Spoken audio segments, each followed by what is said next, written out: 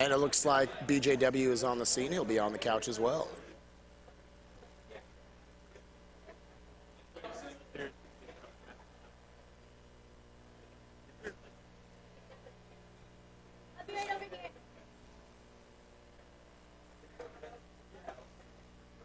And while we're setting up, I'll remind you of a couple of upcoming bid wars and other stuff you guys can donate towards. 2 games from now, we'll be doing the Kingdom Hearts 1 versus 2 bid war. It's actually between Kingdom Hearts 1.5 and Kingdom Hearts 2 Final Mix. Both of those will be played on the highest difficulty. Right now, Kingdom Hearts 2 Final Mix is actually leading at $5,487 to Kingdom Hearts 1.5's $2,862, so about a $2,600 deficit. If any of you want to see myself and Biscuit047 play through Kingdom Hearts 1.5, make sure to get your donations in the next 6 hours. If you'd like to see 2FM run by Biscuit047, Bloody Biscuits, and Terizzle, make sure to get your donations in to push that out even further. Also, we'd like to thank you for meeting the donations incentive for us to do the Level 1 Data Organization RTA. It's going to be a very sick boss rush running about 30 minutes after the run of either 1.5 or 2FM closes. And we already met that $4,000 donation incentive over 48 hours ago, so thank you very much for your generosity there. And finally, we're going to be actually taking Disney song requests. The top 5 songs from the Disney lore that make the most money by the time we get to the certain auto-scroller or gummy mission sections of the game, we will sing them, myself and the couch. Currently, the top 5 that will be sung are I'll Make a Man Out of You from Mulan, Be Prepared from Lion King, Let It Go from Frozen, Friend Like Me from Aladdin, and I Have a Dream from Tangled. However, you can get any song you want in there, and the bid war will be going on throughout the run. Whichever song has the most money at the time we get to a gummy mission, we will sing that. So if you have something that's not in those top 5 that you want to see, go ahead and get your donations in soon.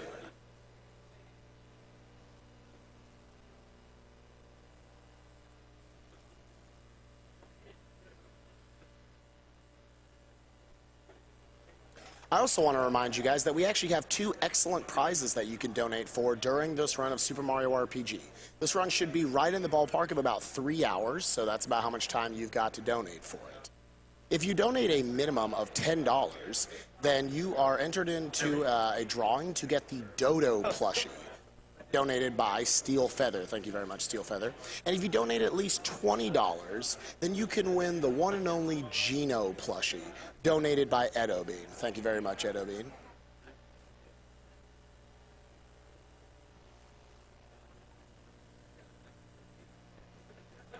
How far down the queue is that? I donated $1,000 at the start of Phil's run. Be on the spotlight forever. It was like an hour.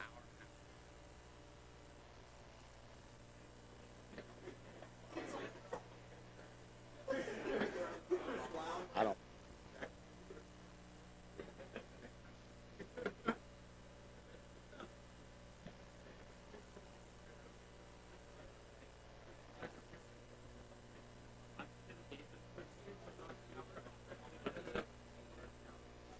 And while Checkers is finishing setting up, let's go ahead and read off a few quick donations. There was $40 donated anonymously.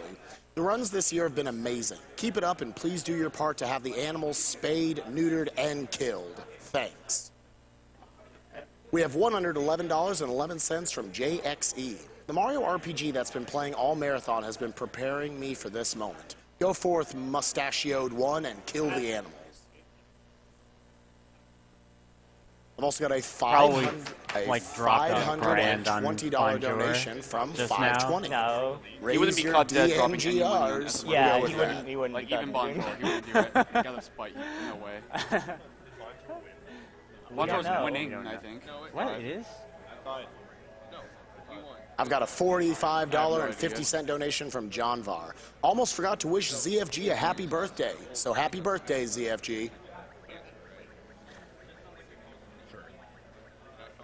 Mario is my buddy. See, I can't do 15. Please? Dude, just take your shoe off. Just take your two. Oh, you guys got microphones like that? Yeah, That's yeah. pretty cool. Dude, I can get Yo, Pi, I'm ready for call your shots, dude. What? You look like hosts. I'm so ready for call your shots. I'm really looking forward to this. I don't know what it is, but It's gonna be good. I miss it every time. It's my own meme. I know it's your own meme. I know. World famous pie meme. Alright, so who's gonna talk over somebody first? He will. I'm literally not gonna say anything. I might maybe talk about balloons. That's something I found probably. Just Yeah, I fucking don't know crap talk about balloons. about jokes. Talk about jokes? Yeah? Yeah. I got dibs Alright. on I don't one. just. I mean, just don't make jokes when I'm trying to focus. But other than that, say whatever Okay, the so fuck you super want. jumps, we can talk about jokes then. Yes, it's the only time in the run you can talk about jokes. Just start whopping like Rib Killer right here while I'm trying to do Johnny. I've got a $100 donation from Sterling H. Loving tonight's Zelda block. Here's $100 to make tomorrow's Zelda block even better with the OOT Glitch exhibition.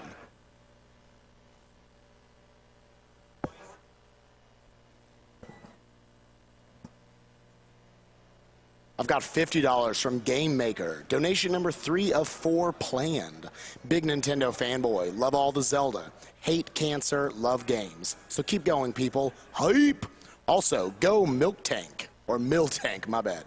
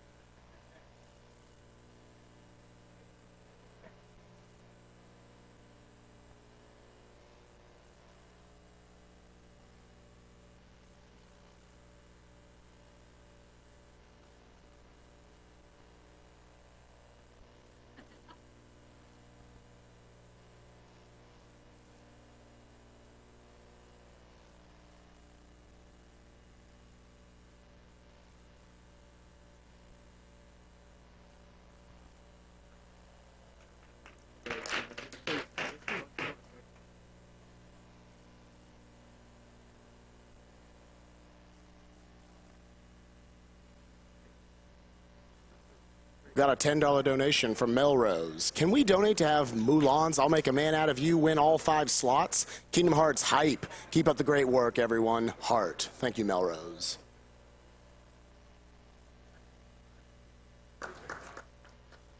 Also like to give you guys a quick update on something very special we're doing this year. Every year, AGDQ donors decide whether we kill the Super Metroid animals or let them live. This time around, we're making it last. Whichever choice wins the bid war will be immortalized in a Games Done Quick Twitch sub emote. And we partnered with Twitch, so 100% of proceeds from GDQ Twitch subscriptions go to Prevent Cancer Foundation. Check out the Save the Animals and Kill the Animals emotes on the GDQ tracker or on stream between runs.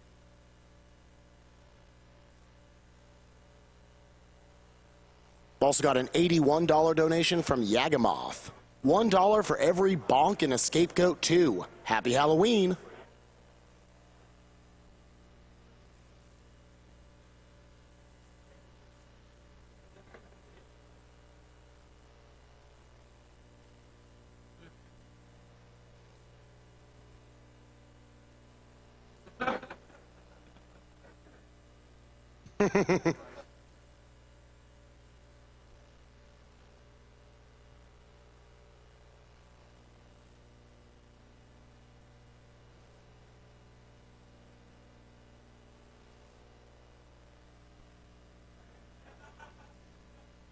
I've got a $20 donation from Chimmy Cherry. It's the weekend, which means no sleeping for me. I can spend the next 24 hours watching. Well, congrats. Love an AGDQ. Let's save those animals and force the speedrunners to do something different for a change.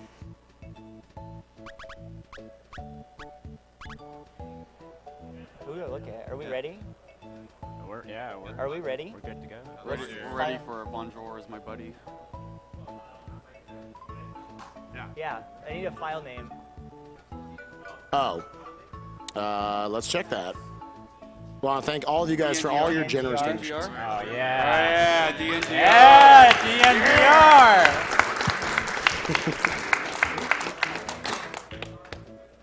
What's that? I'll talk during the intro. I got, but yeah, we'll just get started whenever you guys are ready. And for time, it starts when Mario starts moving. So I'll give you a countdown when he starts moving. Okay, so ready? All right. Good luck, everybody. Good luck, Good luck, checkers. Good luck. Good luck on the terrapin punches.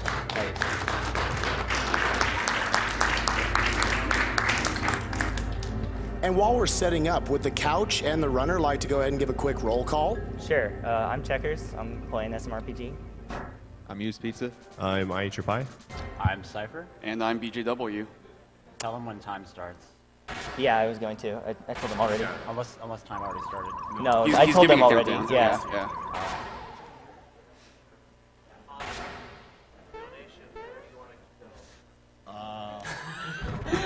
All right, time's about to start.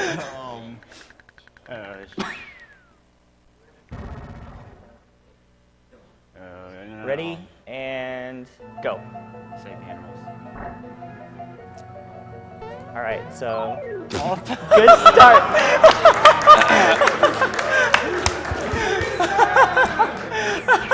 I can't run from this fight. So we have a new route here. Yeah. Some early game farming. You don't actually get any experience from this No. fight, so it's a complete waste of time. I've never run into that guy before.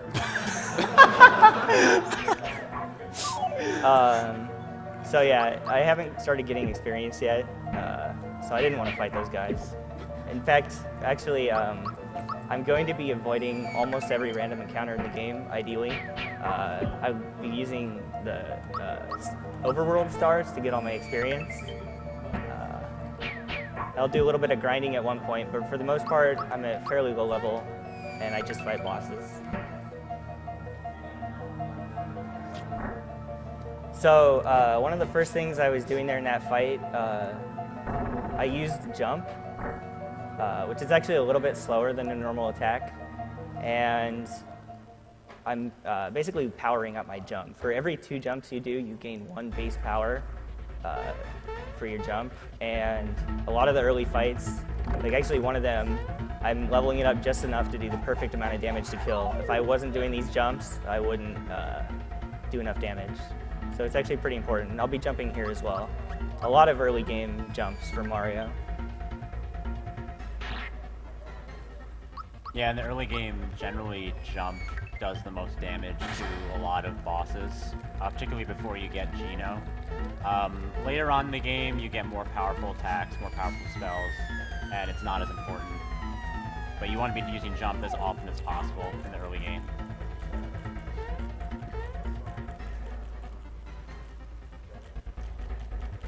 I've got a $150 donation from Techie19. Spike, you have a beautiful voice. Thank you. In honor of ZFG's birthday, let I Eat Your Pie decide where this goes. Great marathon thus far, runners and organizers from Techie. Thanks, Tech.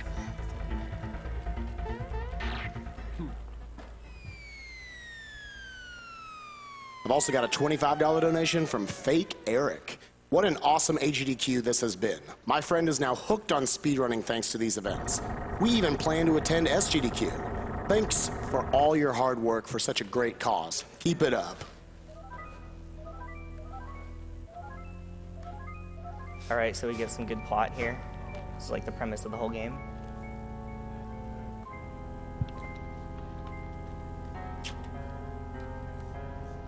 It's a really good sound effect.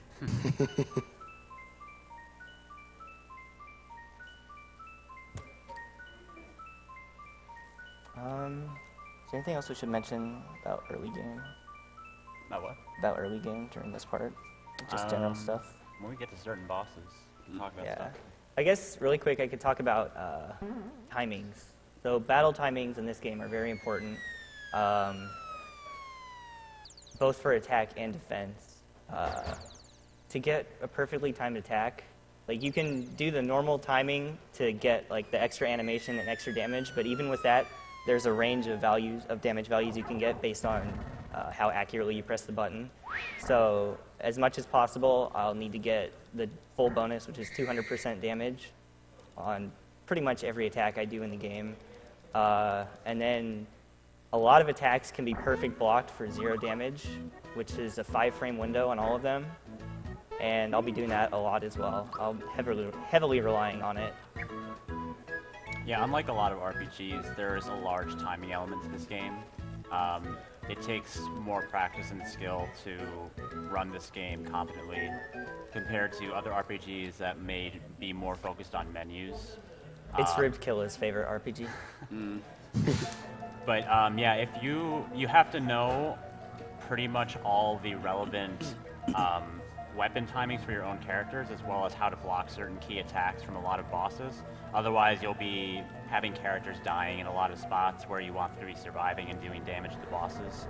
And I mean, you pretty much always need to be doing the double damage on your normal attacks in order to get optimal kills on pretty much all the bosses. And some to even survive. Yeah.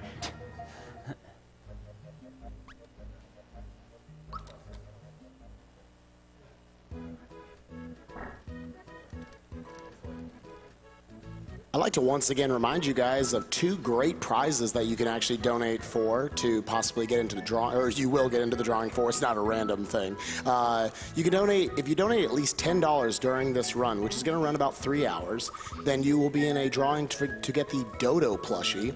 And I believe we actually have a cameo by the other prize on the couch real quick. Do we want to show that real quick?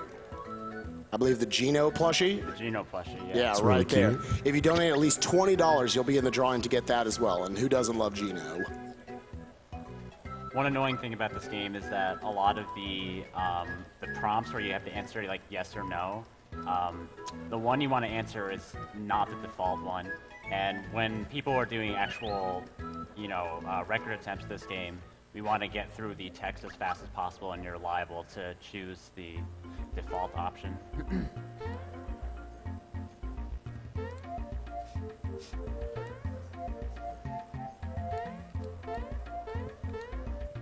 It's kind of a tight jump right there. You want to jump on the edge of the flower. It's a pretty short pixel window to land on that and not hit the Goomba. Yeah, you'll see checkers getting flowers early game quite often. There are a few he'll skip, but he needs it to have, I believe it's 16 for knife guy, great guy. And then after that, he's just going to get a lot of flowers, and it's not as important. During this Hammer Bros fight, when you defeat one of them, the other one will power up. So what you want to do is what he did, distribute the 2 jumps between both of them, so a single untimed attack will kill them afterwards. So that was actually perfect Hammer Bros luck. I got 4 normal attacks from them. They can also do a spell called Hammer Time, which is a lot slower. So that was really good luck. And there's a 2% chance that the normal attack that Mario does on that to kill the first Hammer Bros can miss. So he'd have to go through a whole nother line of attacks. It's happened once to me ever. A lot of bosses actually have missed chance. Some of them are a little bit higher, and we'll talk about that a little bit more when we get there. Because the chance that I'll miss on a later boss is pretty likely.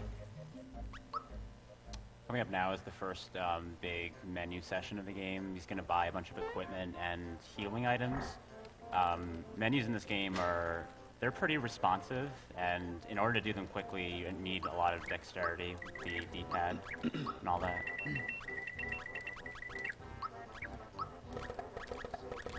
Pretty nice. Sick menu, sick menu.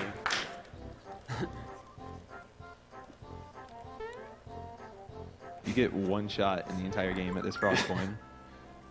Yeah, if you go back there and try to jump up there, it won't be there anymore. Well, actually, it's still there, but they put... Toad just doesn't come. No, the problem is they put an invisible wall in front of the frog coin chest. Like, there's a roaming toad in that hallway that's still there. When I was a kid, I think the signal ring, like dings telling you there's a hidden chest in that room. Probably spent about 2 hours searching every spot in that room. Exact same Couldn't thing. find it.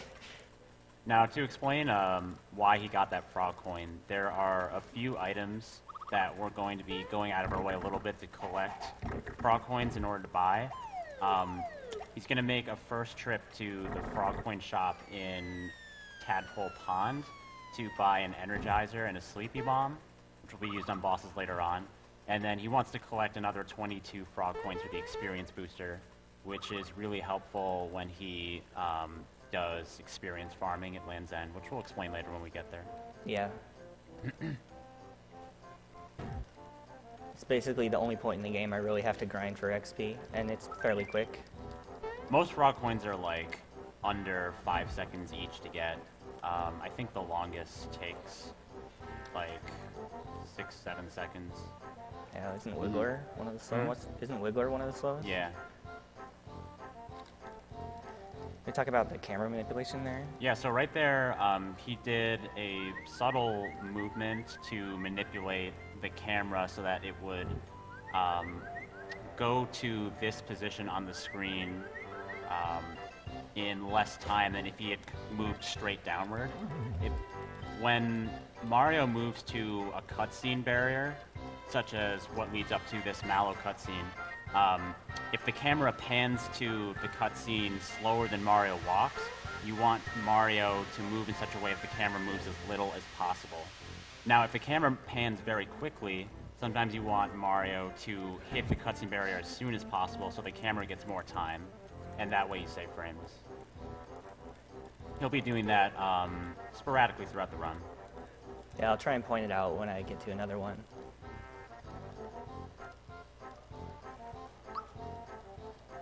Now we got our buddy Mallow. He's a true hero.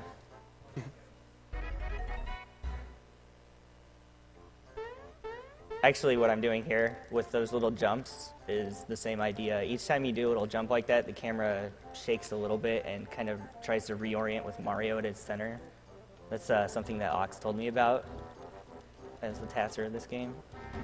Yeah, Oxbus has been making the tool-assisted speedruns of this game for years now, and he's contributed a lot of knowledge to real-time speedrunning. He's also a really good 90% runner as well. He has the second best time. And a good low percent runner, low level. The real category. Yeah. Let's not mention that again. I have a feeling it's going to get brought up.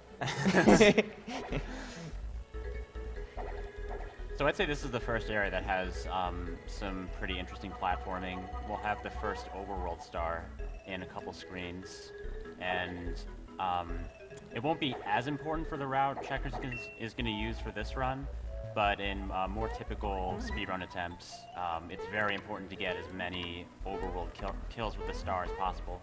Now right there, you might have noticed he bypassed that first coin in between the two platforming blocks. If you grab that coin, then Mario gets delayed on the block for I think 20 frames. And if you grab all 3 coins at spawn, that's a second wasted. So you want to deliberately go around that coin. Yeah, like a lot of Super Nintendo games, I don't know if this has been talked about, but it is a 60 frame per second game. So Nice. Nice.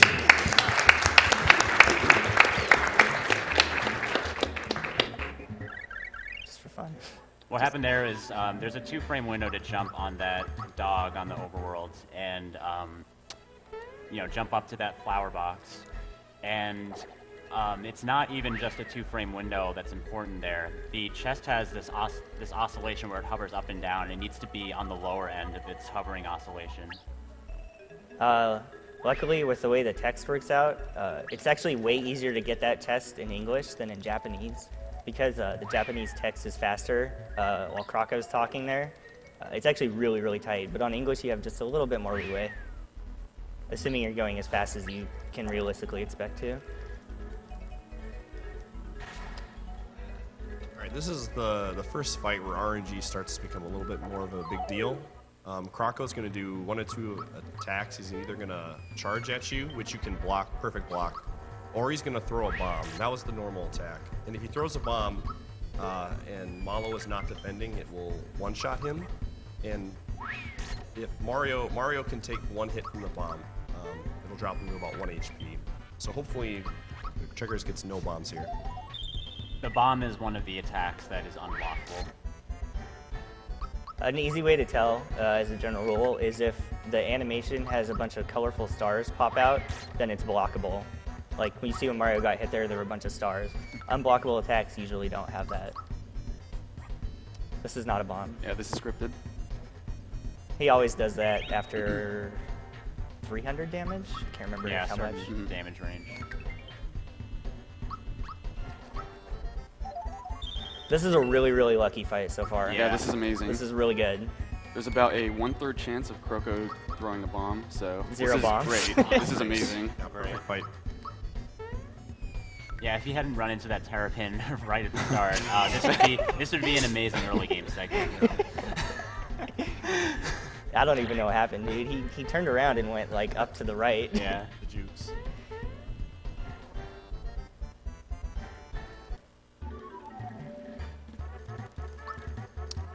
Another thing he did in that fight was he moved the cursor upward while he was using the honey syrups.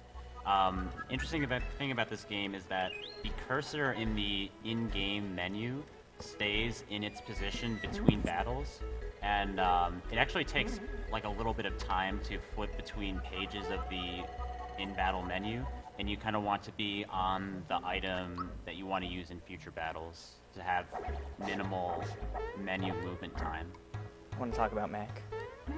Yep, so he's saving here to Donger is my buddy. to be safe in attempting probably the premier glitch in this game called the max skip. He's going to try and do some fancy jumping around cutscene boundaries in this room and skip the Mac fight entirely. It's pretty precise. So, and if he misses it, he has to fight the Mac fight. So that's why he saves, because it's much faster to reset. Very Nice.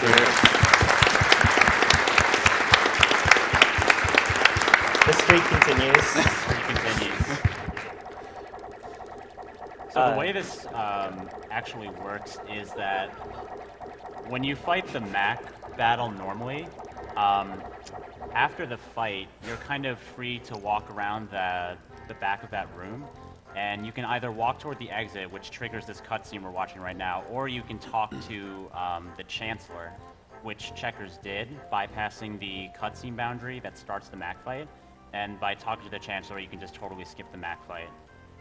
It does mess with the game a little bit, like you saw. There was the glitched cutscene ending there, and I think the star pieces menu never becomes visible. Yep, that's right. Yeah, Checkers doesn't get this first star until after he beats Boyer. Yeah, like if I saved the game right now, it would say I still have 0 stars. But yeah, that's really the only major sequence break in this game. All other mandatory boss fights will be fought in this run.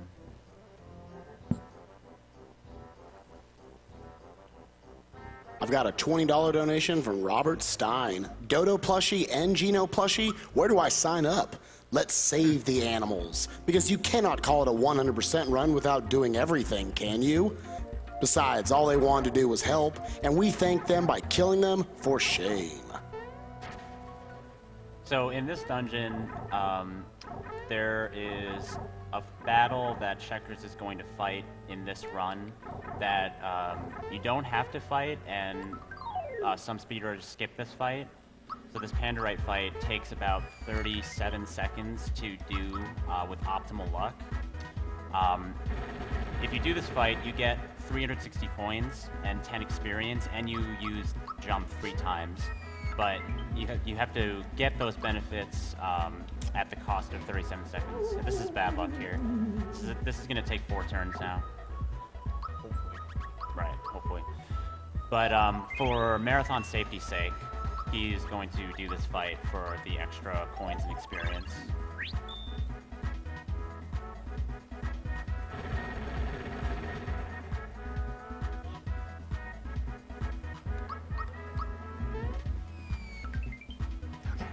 So, how I was talking about perfect timings earlier, if I hadn't timed that jump perfectly, I would have died.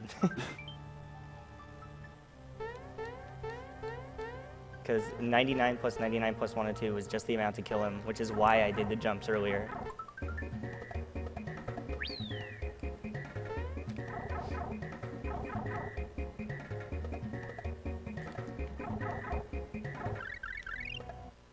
Swag rat. If Checkers didn't fight Pandora, he'd actually go for the boo kill there with a star as well. It's a little bit technical, but he doesn't need it. The thing with that that it was the boo at the bottom of the screen, is it's really easy to fall off the edge there. And if you do that while you have the star, it's a reset, because you only get one chance to use the star. And here's you'll your be way boss low fight. on experience. So Checkers is going to be fighting Balome, and one of the cool things that has happened lately is some of the early game has actually gotten rerouted to save anywhere between 10 to 25 seconds depending on what route you're using. And the old strat here was to jump with Mario and then use one of Malo's special attacks to damage Balome. But we found out it was actually faster to let Malo die and just do all of the damage output with Mario. Now, Balome can be kind of a scumbag. So far, he hasn't been, but he can use an attack called Sleep Sauce, and it can put basically one of the two characters to sleep, which can be... It's not a huge deal. It's very hard to die in this fight, but you can lose some time.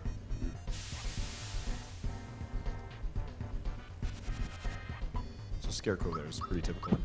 Yeah, he always scarecrows you after a certain HP value. I actually wanted him to scarecrow Mario. The way status effects works in this game is that there's a ranking, so I don't remember the exact order, but certain status ailments will overwrite other ones. And by Mario being turned into a scarecrow, it means if he tries to put Mario to sleep, it won't work. Which is good, because I don't want Mario to go to sleep. I think fear overrides most of the other statuses. I think Scarecrow and Mushroom can't be overwritten by yeah? anything. Okay, so they overwrite fear, and then fear overwrites sleep, I believe. Yeah, something like It that. may be poison.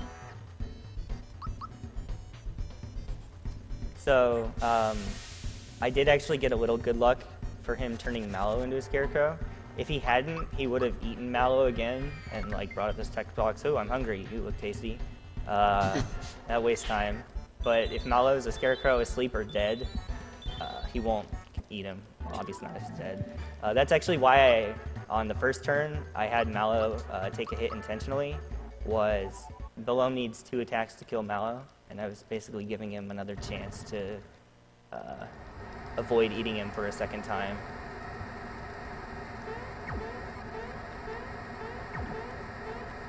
So to explain the leveling system a little bit, the amount of stat gains you get from each level is fixed in all respects. Each character will gain the same amount of base stat increases for each particular level up they get. Like, they'll get different stat gains depending on which number level up it is. But you can give them a bonus stat upgrade, and depending on which number in a cycle of 3 you give them the bonus upgrade on, they'll get an increased amount of that stat increase. So early on, Mallow gets he gets attack and defense bonuses for some extra damage on early bosses, but then he'll be getting all specials. And for Mario, he gets a mix of special and POW. He'll get the POW bonuses when he gets he gets a bonus of 2 on the POW, but otherwise we'll be giving him special to increase the super jump damage output on later bosses. You want to talk about this minigame too? What? You want to talk about this minigame and why I'm only getting some of the coin? Oh yeah, so for this minigame you want to end with 60 coins, that way you get the extra frog coin, but if you end with more than 60 coins, then you get an extra text box dialogue, which wastes about a second. And we have this pattern we use during this river portion. We get the same amount of points every time during the waterfall portion, but during this river portion, we skip the 4th coin of every cluster of 4 that you don't need to jump over a fish to get. So he's getting the 4th coin here because he has to jump over the fish. But then for this one, he skips it. And if you do it correctly each time, you don't have to think about it. You always get 60 coins. 60 and there coins. you go.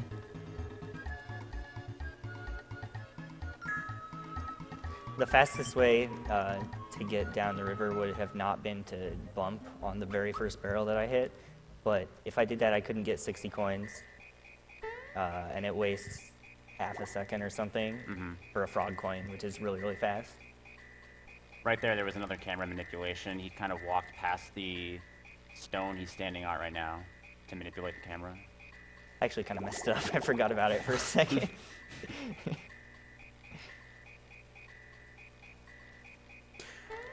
I've got a $25 donation from Jesse247. Shoutouts to all the runners, crew, announcers, and commentators for making this happen every year. Had to donate during, had to donate during Mario RPG because duh. Hey Pi, what say we play Call Your Shot? Yeah, Pi, what say? But stay tuned. That's all I gotta say.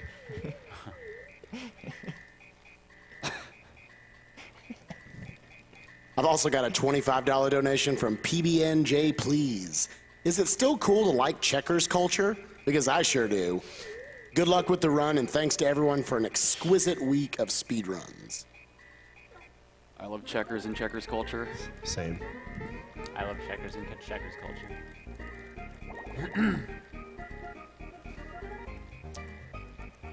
I've also got a $20 donation from Sirius6. I'm going to go with that's how you say your name, sure. How did you guys know I have a weakness for plush toys? These two look great, and I really can't wait for a chance at that Ridley plush later. Shoutouts to all the lurkers out there. Yeah, this is one of the longest cutscenes without much, so you got more. Feel free to read 'em. Oh, we've got them. Don't worry. We got a $20 donation from, I just want more than I can know how to say their names, from Goranadine. All right, sure. $20 from him. Prince Mallow gets no love. Sad face. By the way, if you like Mallow, make sure to subscribe to I Ate Your Pie. Great emotes. It's okay when I do it, right? As long as you didn't do it. Shoutouts to Selling Out. We got a $25 donation. We have a $25 donation from Calvin J. Who does this runner think he is? Bruce Lee? We didn't get your joke, but we thank you. Okay, one note here. At the end of this cutscene, he's going to trade the cricket pie he got in Mushroom Kingdom for the ribbit stick. And it's actually faster on its own to get the ribbit stick on the way back from Marymore because you're forced to come through the right entrance of Mushroom Kingdom, and it's just less walking time to get the cricket pie that way. But he gets it here now to help with the Bowyer fight. There is actually a strat for fighting Pandorite that lets you get this later, but it's a little risky of a Bowyer strat. There's like a straight up chance I could die without being able to do anything about it, so I'm not able to use that strat here. It's actually the froggy stick, my bad. Ribbit stick you get later on. Well, we don't get in the speedrun, but you can get it later on.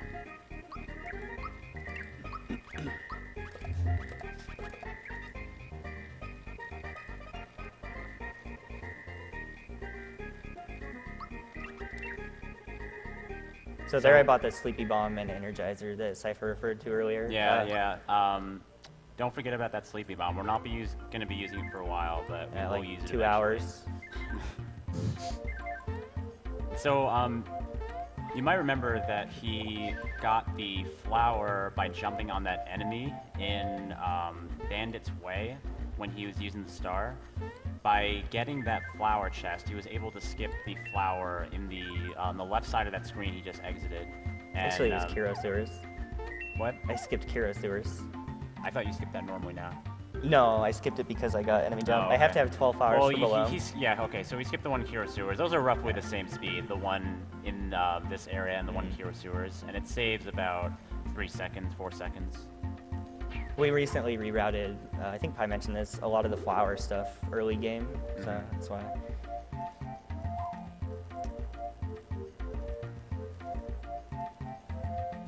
I've got a $10 donation from Zorglorfian. These are not getting easier to say. Hey everyone, Zorg here. Super Mario RPG is one of my favorite games, and I am proud to donate to such a great cause. My mom and my granny have both luckily survived cancer, and I am grateful for the research that has helped them as well as the many others afflicted by that horrible disease.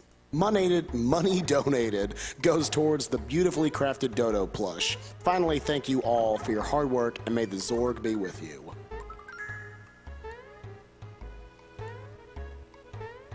So here, just picking up a few more flowers and frog coins.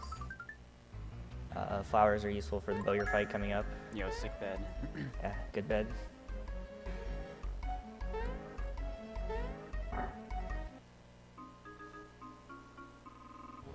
We've also got a $50 donation donated anonymously. Mario RPG. This game dominated my childhood, so it's mandatory that I donate. Go Checkers go.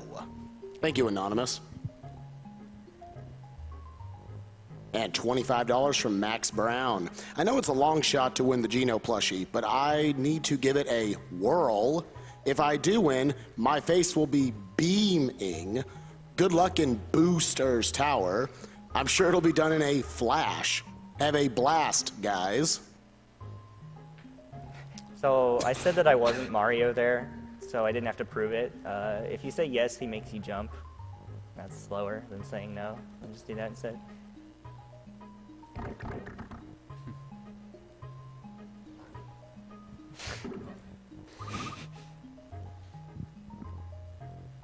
Got $10 from Desolation CM. I'm glad to see SMRPG again in HDQ. Here's to an awesome speedrun. And Pi, Team Right is always right. I nominate BJW to talk about it. Or... About what? Fill us in on this Geno cutscene. What's important about Oh. this cutscene, BJW? Oh, this right here is like the longest cutscene in the game where you don't actually have to advance any text manually. So this is actually the perfect time for Checkers to take a bathroom break, if he so desires. But he's just going to go ahead and drink water because he doesn't care. I think pretty much every Mario RPG runner has used this cutscene for that purpose. It's about a minute long, a bit over a minute. Just under, I think. Okay. Yeah. It's like by far your best opportunity. Yeah, it's kind of risky if you want to do a thorough hand washing. Yeah. So it's not totally recommended. Yeah. Yeah.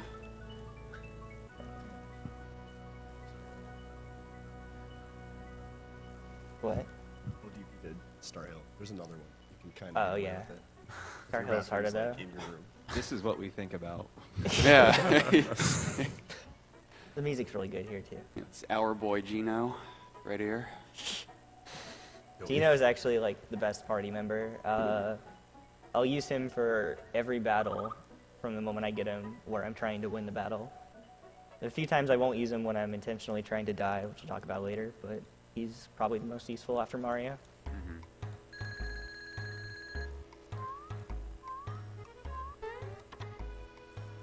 So coming up here, this next area, the forest maze, is actually the encounters you can get into here are probably some of the scariest in the game. Right now I'm pretty underleveled, so I really, really want to avoid touching the enemies, especially the bees. Good luck on Wiggler.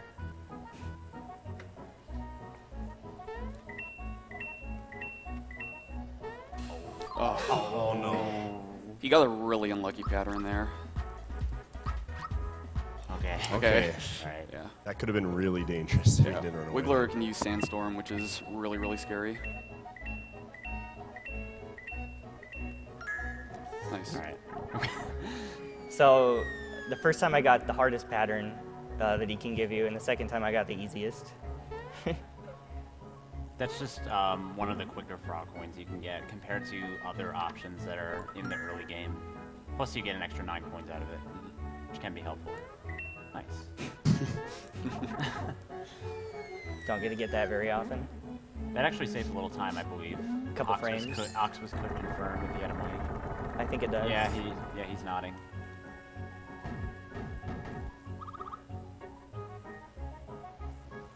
This is Super Mario RPG song. Everybody loves it. I'm electing to not read donations just so we can listen to it.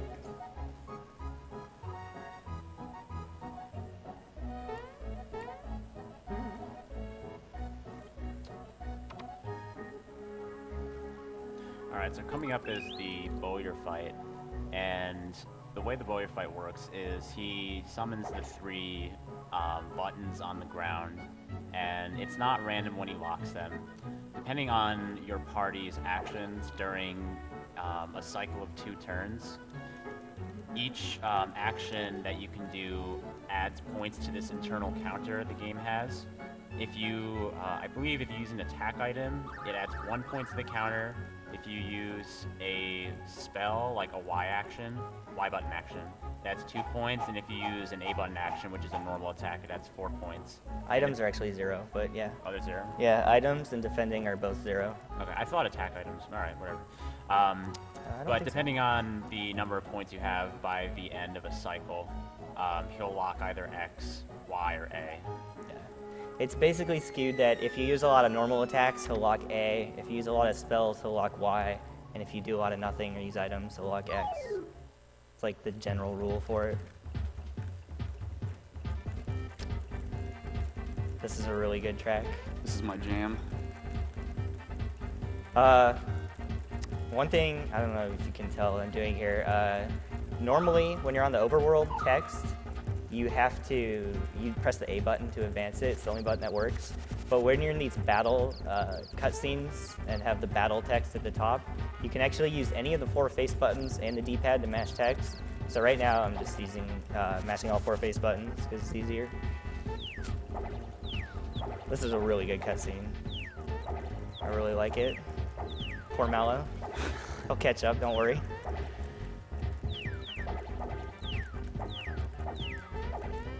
Yeah, this is my personal favorite song in the game.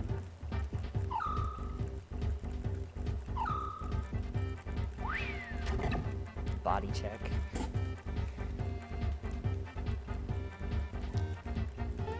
So he's going to use that Energizer he bought recently in this fight. If he gets lucky, he'll get a freebie, and he'll be able to use the Energizer in upcoming fights as well. Now, I know there's a myth that goes around that freebies can be timed, but that is patently untrue. People have checked the code. They cannot be timed. They're completely random. We actually know percentages for every item on the chance for a freebie. I believe it's about 25% for most items, and then it's something around 12% for a handful of items, including red essence. You know the percentage for sleepy bombs? 25. 25? It's like Really? 70. It's got to be like 100, dude. The Sleepy Bomb is funny because by the time I use it, I have no need of a second one, but it always freebies, I swear. So here I did a specific set of actions, so he'll lock A, which is what I want. Also, based on which button he's locked, he uses different spells. So that was actually not ideal. I didn't really want him to bolt Mario there. Bolting Mallow would have been a little better, but it probably won't matter. Yeah, he'd have to bolt Mario again to Yeah, or really lead yeah, to negative. If he bolts Mario again, that's not good. Okay. Yeah, this is fine. This is why we buy those froggy drinks, specifically to counter staticky. Mm.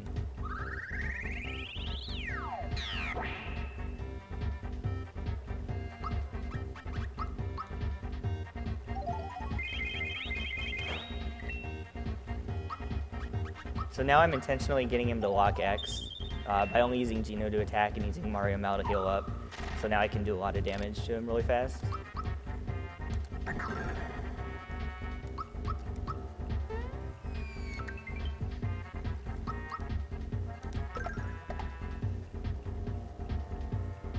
That's good luck. In this phase, he has a 50% chance of using a normal attack. He has the other 50% is spells, but it's broken down by I think 16% chance to use bolts, and the rest is lightning orb. Oh really? I thought Lightning Orb was more common. I'm not Yeah, sure. it is more common. Oh, okay. I think I misheard you. Sorry. So this last Geno Beam should kill him.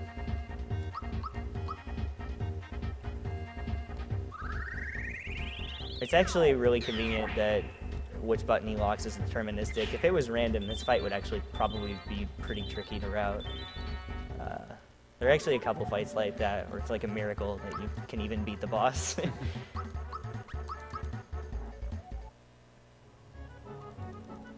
Alright, and now we got our first star, but the game will say we have two. I've got a $42 donation from Hulk Hoagie. Good name. Donating for how happy the music in this game makes me. Shoutouts to shoutouts. We've also got a $50 donation from J Dude, third of 4 donations for the week. Funny how a game you never played when you were a kid can still make you feel nostalgic. Can't help but love the precursor to the Mario and Luigi series of games. Good luck, checkers, and here's to all the perfect luck you can get and have already gotten.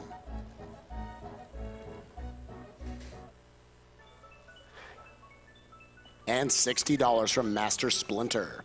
Super Mario RPG was my gateway drug to JRPGs and remains one of my favorite games. Seeing it get completely decimated is amazing to watch. Good luck on the run, and thanks to everyone helping make this event possible. Hoping to attend live next year or at SGDQ.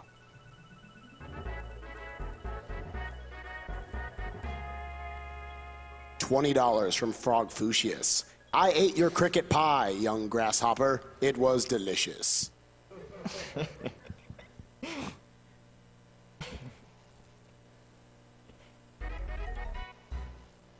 And thank you, Speebo, for your $20 donation. I was so young when I played Mario RPG the first time, I was actually surprised Mallow wasn't a frog.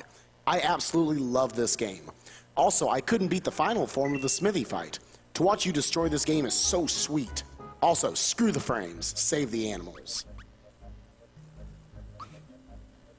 So in this menu, he is going to buy 4 work pants, and work pants are going to be the default armor that people are wearing. They add attack, defense, special attack, and special defense, as well as 5 speed.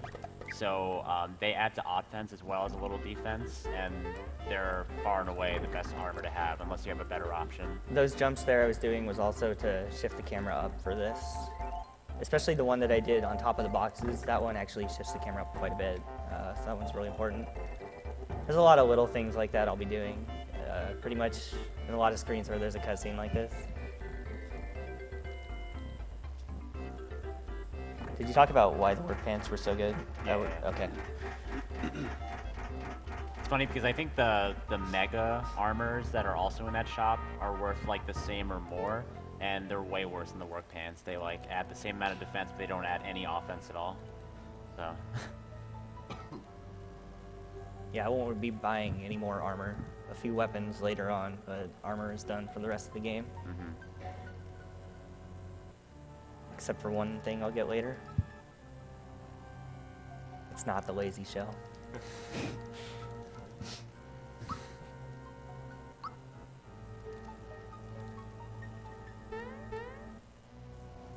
I don't know if someone on the couch knows about this guy, but I've got a $567.89 donation from DJW.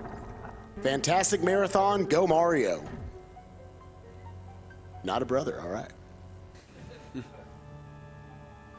So coming up, we have Croco 2. Definitely one of the worst fights in the game in terms of RNG and getting like a fast fight. Unlike Croco 1, Croco 2 has a 2/3 chance of using a bomb on any given turn in the first phase of the fight, and a 1/3 chance of using a normal attack. And the bombs are still unblockable, and they also one-hit KO both Mario and Mallow. It's just a necessary consequence of the route we use, where we just skip all battles unless except those that are absolutely mandatory. He's also got a really high miss chance too. Yes. Yeah. Which is really bad. We'll probably see at least one miss here. In fact, that's one of the main reasons I'm jumping with Mario here. It's nice to power up his jump a little bit, but a big part of it is that I don't want the miss chance. I got really lucky there. And to top it all off, Croco 2 has a 25% chance of giving a flower box, which if Checkers gets, he will be able to use that to finance more bombs later to help with the late game. Wow. This is really good luck. So the Checkers first is phase like should the be done luckiest- now. Checkers is the luckiest Mario RPG. Just to let you guys know. He really is. So I got through the first phase. Now he can't kill Mario or Mallow anymore. I can block everything he can do. Right, he'll start using chomps. Like the bomb chance is replaced by a chomp chance, and you can perfect block chomps, no problem. It's still faster to get his little dash attack, but it's Yeah. it's not too terrible.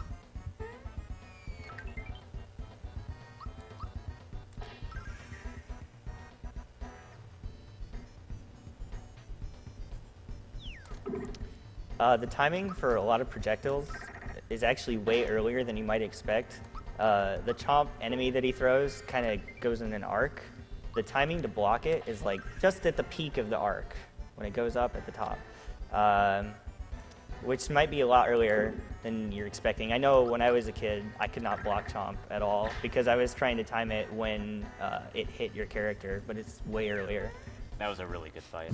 Yeah, that was probably the best Croco 2 I could hope for, but no flower box. That's okay. It's not needed, it's just a nice little bonus.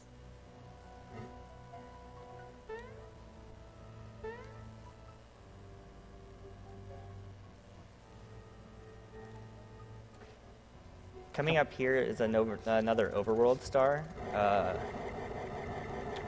If you skip Pandarite, this is actually a really critical star. Because I fought Pandarite, I'm going to take a gamble. I'm going to hope that a fireball spawns, I can kill him. If he doesn't spawn, it's not that big of a deal.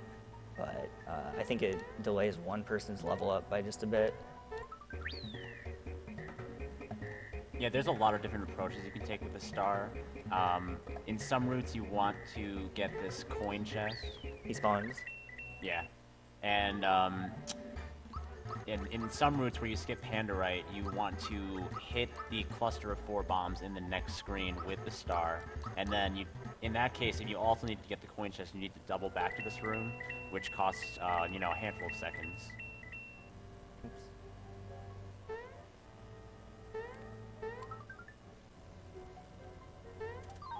If you ever tried multiple times to jump and get that flower box, it's because of the hovering oscillation of the chest. Yeah, you have to wait for it to be at the lower height.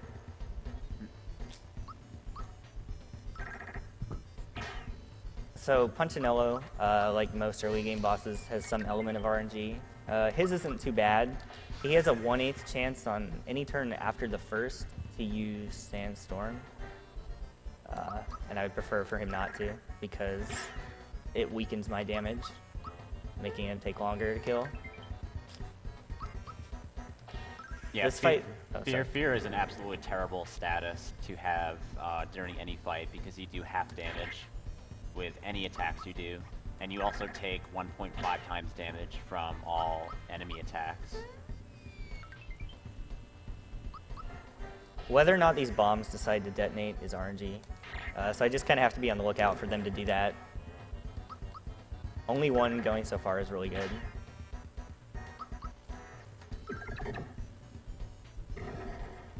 So I'm going to attack with Mario from now on. I was jumping before, and that was to power up my jump for a strat I'll be doing later. But attacking with Mario is a little bit faster. So now that my jump's at a good enough level, I'm going to do that. Punchinello doesn't have a miss chance or anything, so it's just better to use normal attacks. It's really good, no Sandstorm. Yeah, this run has had beautiful RNG Yeah. so far. Pretty much everything except the Terrapin and Wiggler. I guess the Pandarite fight had a little bit of bad luck. That's right. The fear. Other than that, it's been very good. Yeah, definitely the first hour and 15 minutes is very RNG heavy in terms of how the fights can go. It kind of mellows out a little bit and comes more down to execution in the late game, but early game can definitely be an RNG roller coaster. So Punchinello is, I think, the only fight after the opening sequence where you don't get any experience or coins for beating him. And it always seemed weird to me. It's like they forgot it, but I don't know. They just decided not to do that. He does still refill your health and flower points, though. You get refilled a full heal after every boss. It's really nice. Otherwise, I'd have to be going to the inn or something. But because of that, I can just continuously move from one boss to the next. All right. I have a very important question to ask right now. Probably one of the most important questions you'll hear during this run. But I gotta know in the chat, and if in the audience if you want to, who is willing to throw it all on the line? Who is the cojones to put a $5 donation to Awesome Games Done Quick if Checkers gets a sub-2 minecart minigame? It's one of the most difficult tasks in the whole speed run. Now you're gonna and- make me feel bad when I don't get it. I'll do it. Oh, I'll do it too. I'll do I'm it. down. I'll do it. I I'll got do it. $5. I'll do it. You in, DP? All right. This is it right here, checkers. No pressure. 6 people are going to Literally do this. thousands of dollars are on the line right now from the chat. I love pie memes.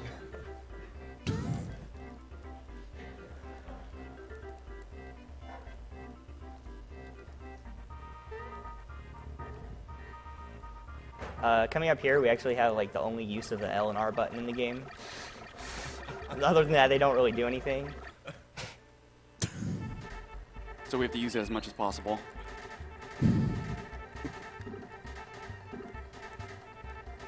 Oh, so you want to try to be getting the best time in this minecart as possible, obviously, but there are also coins in the middle, like side view portion of this. I think there are like 32 coins you want to be getting, or there's some in the side view portion, and there's some in the final screen, which I guess is also side view.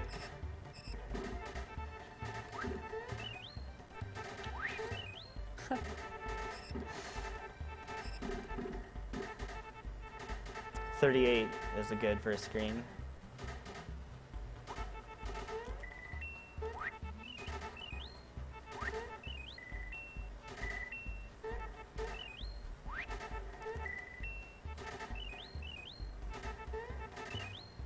All right, Nice. good second screen.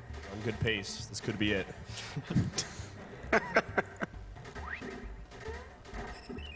Third screen's the hardest, though.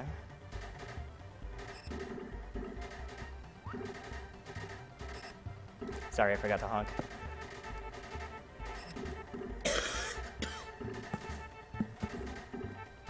This is a legendary minecart if I've ever seen one. The 155.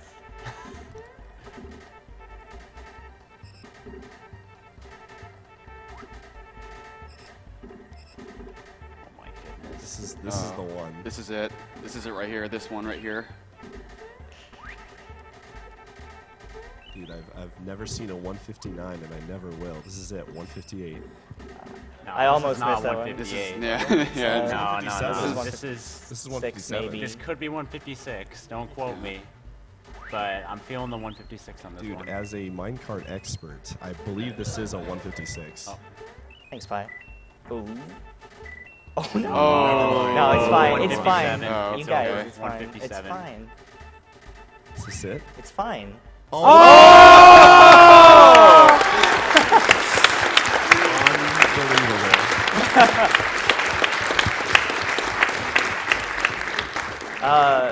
I know where think to that's put a the money, minecart but- PB for me, actually. Yeah. I have one. Alright. Yay, we all lost money. Just doing it. Yo, can someone take it? You're all done, buddy. All right. Okay. I'll split 20 Look at this. All right. Go pie. 5 ones right here. Everybody's walking up. You can just have that.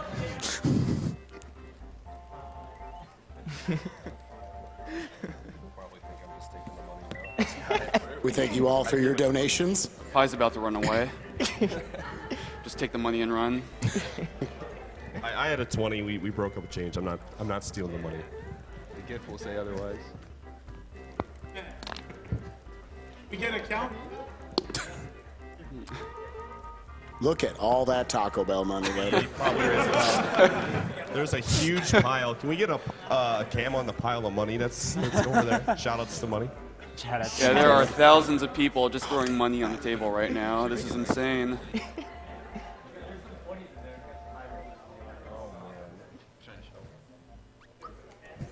Was it even close?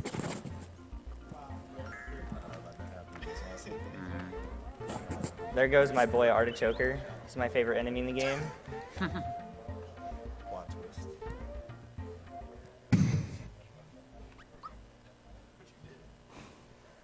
Thanks, Pi. Even sellouts can help raise money for charity. You might notice there's some Japanese text above the welcome on the sign that actually spells out Bushi. Buki. Oh, Buki? Yeah. Bushi. Buki. My bad. Donations coming in. Oh, wow. Literally a billion. Buki. Pie's got it down to a science. Not everyone at once, guys. Oh my wait for God, your these shots. donations. Just wait for call your shots.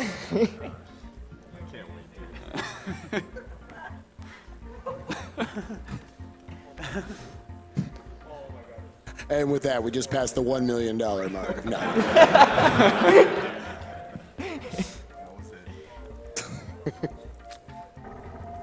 Booster Tower is actually, it's really fun. It's one of my favorite areas to play in the game. It's got a lot of really cool platforming, Really good music too. really good music. Got any more memes, Pie? Got any more memes? Just wait. Okay. Yeah, they're coming.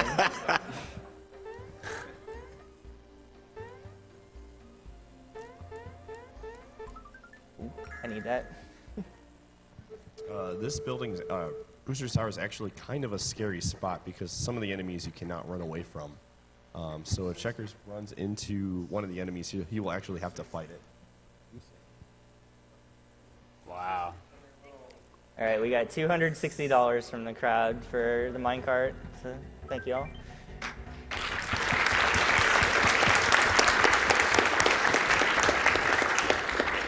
Nice DP room there, Checkers. Thanks.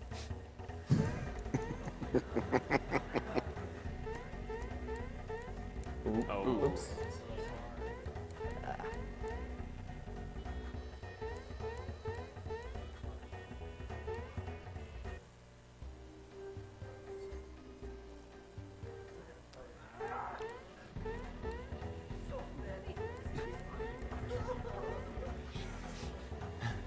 Coming up is one of the most critical rooms in the game, the checkerboard room. If you run into one of the blue tiles that has a flame hidden under it, it's a very long, unrunnable battle. Now, there's an interesting thing regarding the zoom shoes. There are viable routes that both skip and acquire the zoom shoes. It takes about 6 seconds to go out of your way to acquire the zoom shoes there in that room. But you can use the zoom shoes in Knife and Great Guy to save a few seconds, as well as in the Smithy fight to save some time there. It's kind of variable how much time you'll save in the Smithy fight.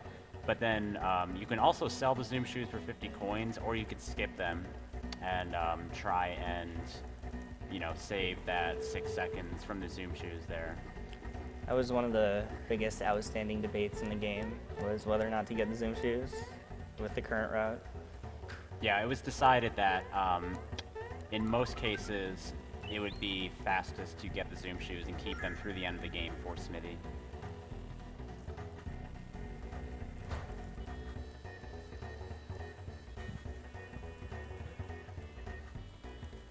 I'd like to thank Lack Attack for his $25 donation, current Legend of Zelda 1 world record holder and winner of the AGDQ race. This game is one of my all-time favorites. Great to see it live at AGDQ. Good luck to Checkers and Barrel Volcano Escape for best SMRPG music track. I agree. I like Barrel Volcano. Fun to play, fun to listen to. It's really good.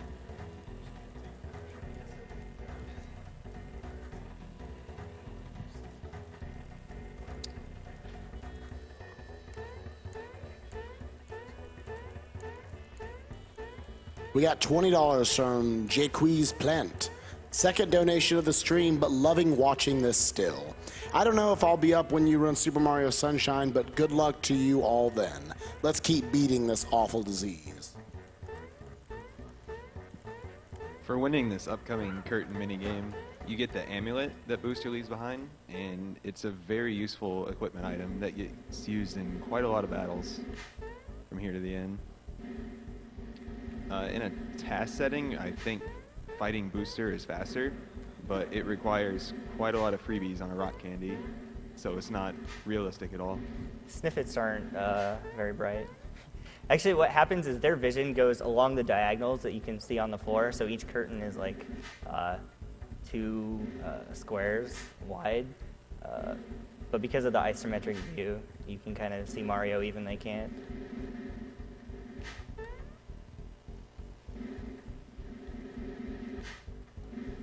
I have lost this minigame, and on the very, very last one in a run, it's about 1.5 minutes or 2 minutes lost, I think. Insane. It's not a good way to lose it. Yeah, I'm pretty sure every one of the SMRPG runners has messed this up once, at least once. It's the same thing every time. Not him, because he's only done 2 Yeah, runs. not me. This minigame never changes. It's always the same. So here, I'm actually trying to end Mario as close to the bottom of the curtain as possible, because if you watch coming up, Mario's going to walk down. So I was basically trying to minimize his distance to walk down to that spot right there. Very minor frame saver. That was how I got caught. I was trying to get in good position, but ended up getting caught instead. Do you want to talk about the new knife great guy strat? No, I'd rather just read this. May We could talk happiness about- follow you wherever you go. We have to talk about DNGR first. Yeah, coming up, Donguri, my pal, is a Japanese speedrunner. The file is named in his honor. That was the only time there that you see the file name. It's the password to open the locked door, whatever you name your file. Do you want to talk about my pick right there? Sorry, All right.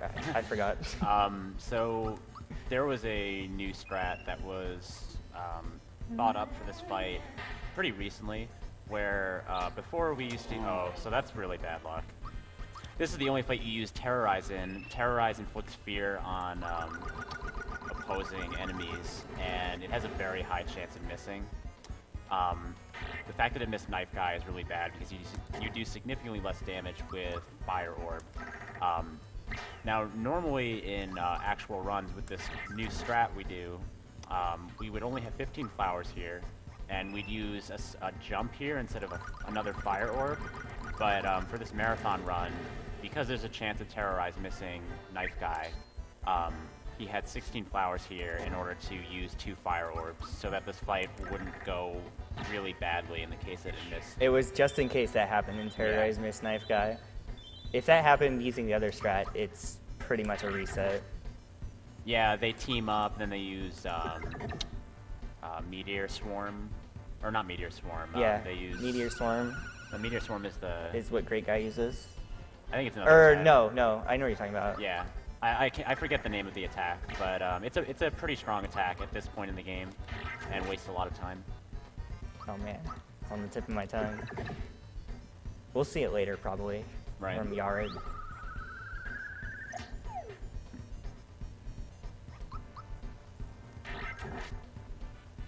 I'm gonna wake Gino up here, just because I didn't get to do a lot of damage to Great Guy while he was feared, because I had to focus on Knife Guy, and Gino does more damage than Mario. Yeah, Great Guy often puts people to sleep in this fight. That's one of the other really bad RNG aspects of this. I got really lucky there, he only put Gino to sleep once. He could do that a lot more, and he can also mute Mario when you're trying to Fire Orb. So that's another we can kind of All screw right, you over. it's the moment. All right, it's time to play everyone's favorite game. That's right, it's time to play Call Your Shot. The rules are simple. Predict how many flowers Checkers will get in this minigame. If you predict correctly, you could win a fabulous prize. All right, chat. All right, crowd, let's see it. How many flowers is he going to get in this minigame? Vote low. I'm not very good at this one. I'm saying 6. 11. 10. I'm going to go with 12. 9. 12. It's all about 11. 10. Let's go, 9. Checkers. Let's get 9. 12. 11. Let's go with 11. Oh, Checkers.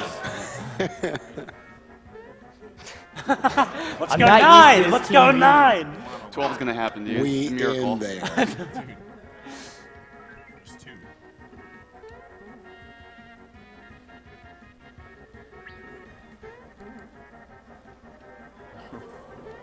Dude, 12 is over. It's so The dream is over. pretty dead over. for me, dude. It's over.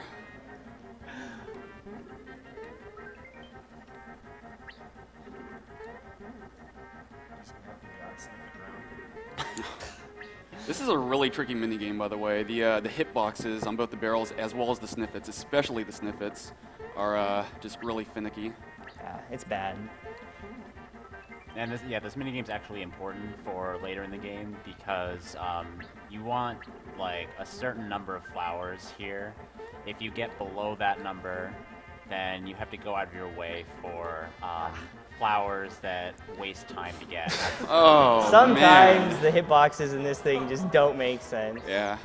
You can also get comboed if you jump off a sniffet and then you like. Oh, what? I get robbed. Yeah, these guys are awful. All right, what's this looking like? 7?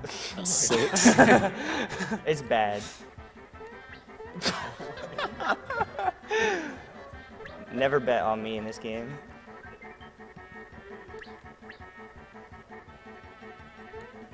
Oh my god. I don't understand.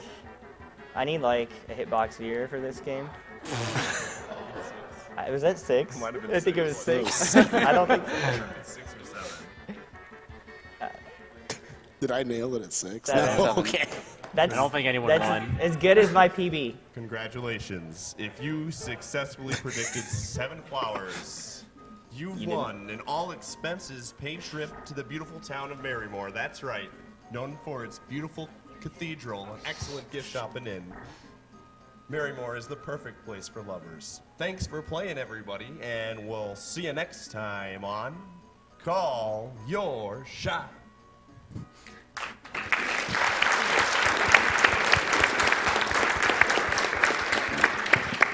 Shoutouts to memes.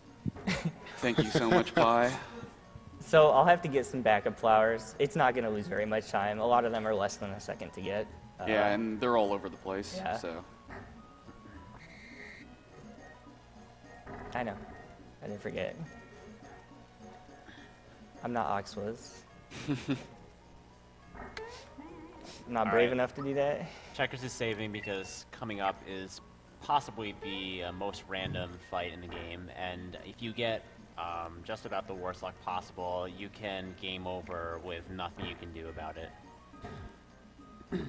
Yeah, it's rare, but it is possible, so that's why I saved. yeah, I don't know you're- if I've ever forcefully died to him. Maybe once, where it wasn't my fault, but it could happen. you are very underleveled at this point. Especially Mario. Mario is very weak. Bowser and Geno are doing a little bit better. Well, because I just got Bowser, and he's got a high defense, so he'll usually stay alive. There's one thing Bunt can do that can really hurt him, but Bowser, for the most part, is a tank. Casually, this fight is extremely hard, so when you're underleveled, it's just way harder. Perfect timings on Bunts and the chef's attacks is really critical here. Assuming you get any normal attacks from Bunts Yeah. in the first place. Yeah. This should happen 50% of the time, right? Yeah, it should. Doesn't, though. Yeah, the perfect blocks for the chef attacks are still 5 frames, but it's like in the middle of their little wiggling animation, so it's really hard to time it. Get back here. And then Bunt just has so many devastating attacks. He has Sandstorm, he has Diamond Saw, he has Drain Beam. He can put you to sleep.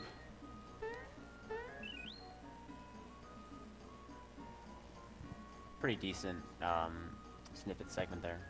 One of them got away from me for a bit, but overall it's pretty good. Yeah, they can be really mean where they continually jump over one pew and just like dodge you over and over and over.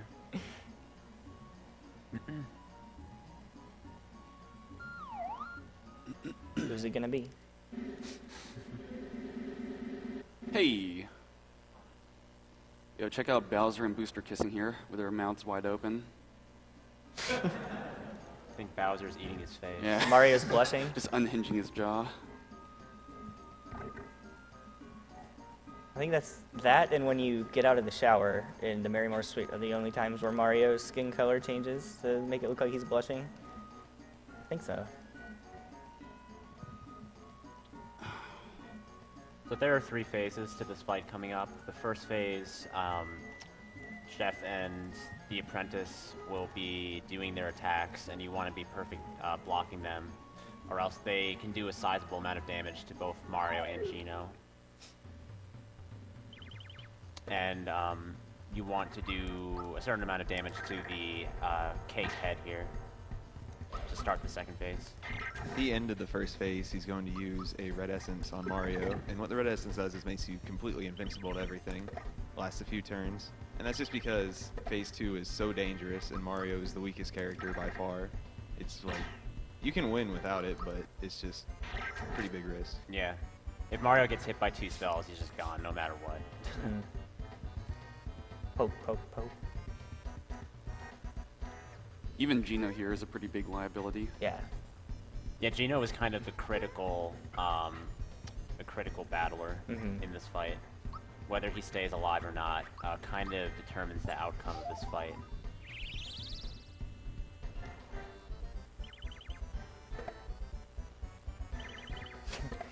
Awesome. So now starts the second phase. Each attack done on the head eliminates 1 lit candle, and he regains 1 candle at the end of the player turn. So you have to go through 3 player phases in order to get rid of all the candles, assuming no one dies. And that gives Bunt plenty of chances to do damaging spells to your party. And I'll be on the lookout for normal attacks. There's 2 normal attacks he can do that I can block, so I'm going to be trying really hard to catch those if he does them. Yeah, those are really hard to block.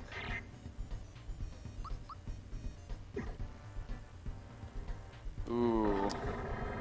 Why? Are you gonna sing? Okay, that's really Okay, good. that's good. I'm also not timing my attacks here. Did you already mention that? I didn't mention that.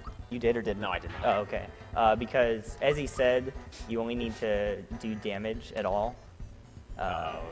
But there's no difference between timing or untiming, and untimed attacks are faster. Just not Diamond Saw.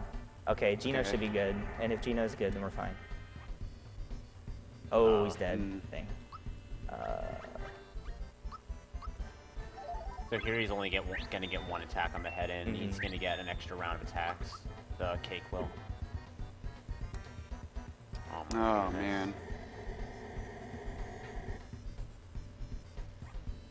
As long as it's not Gino, Yeah. I get a 2/3 shot of being okay. Okay. Nice. Because Bowser's feared, and sleep will not overwrite fear, and Mario still has the red essence. I might have to pick up Bowser here. Yep.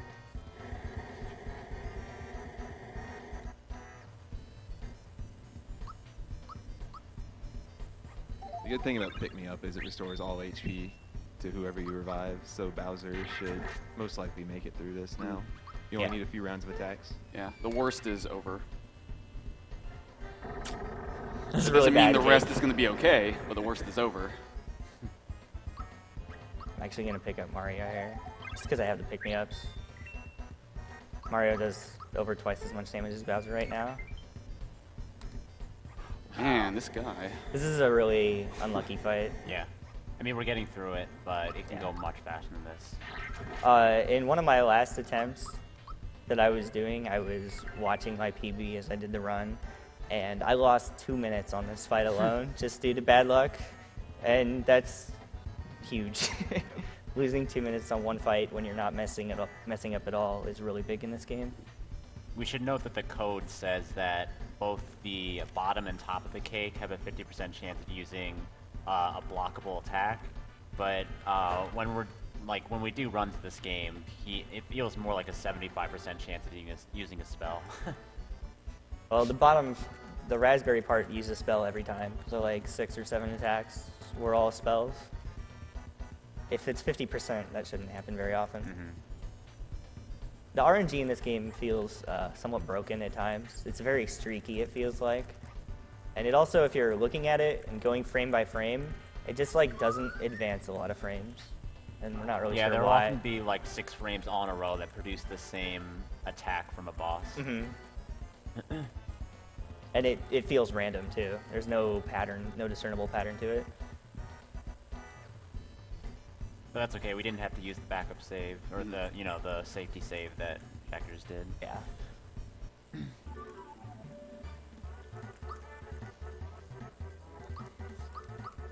Oh, it's coming up. Oh, letters. So I'd say this is kind of like the turning point of the run. From this point on, it becomes a lot less about luck and a lot more about skill. I'd say like the difficulty of the run ramps up pretty drastically with the sunken ship, which is our next major dungeon.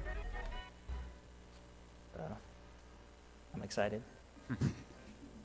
Yeah, the luck kind of shifts from not getting certain spells or unblockable attacks from bosses to, well, you want to get freebies from bombs that we're going to buy at Seaside Town, which if you get freebies on these bombs, you can use them on later fights that you wouldn't be able to use them on if you didn't get certain freebies, and that'll save time.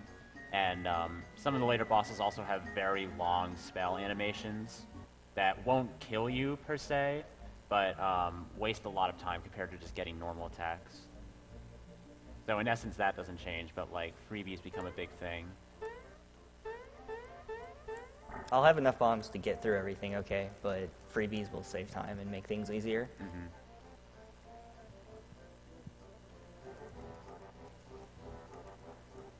Shout outs to ABC. What does that stand for, Pi? I don't know if that's. what Can we're you talking use about. that language on the nice Christian stream like this? Absolutely boring cutscene. There you go. Okay. All right. You can probably figure out what the A stood for, but. So this cutscene is actually, I think it's about a minute longer on English than it is on Japanese. Just Yeah, this one cutscene. Yeah. We never discussed the text difference between the Japanese and English versions.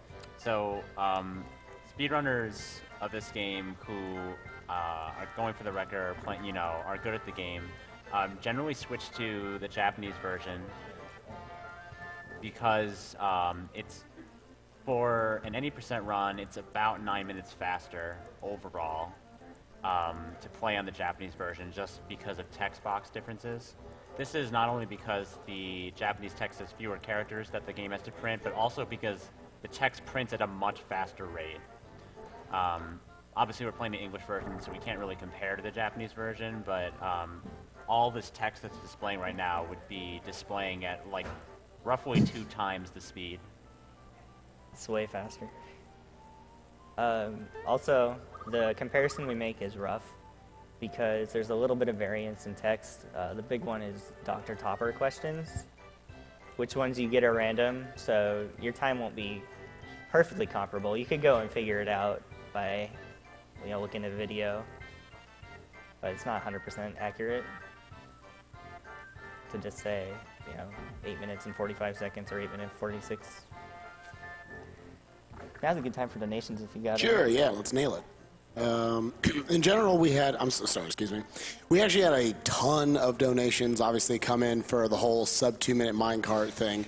And a lot of them, I'm just going to kind of roll them up into one. A lot of them were $20 and $50 donations. The $20 donations for every second underneath 2 minutes. So thank you everyone for your generosity, including the $260 from the people in the crowd. So once again, thanks everyone for that.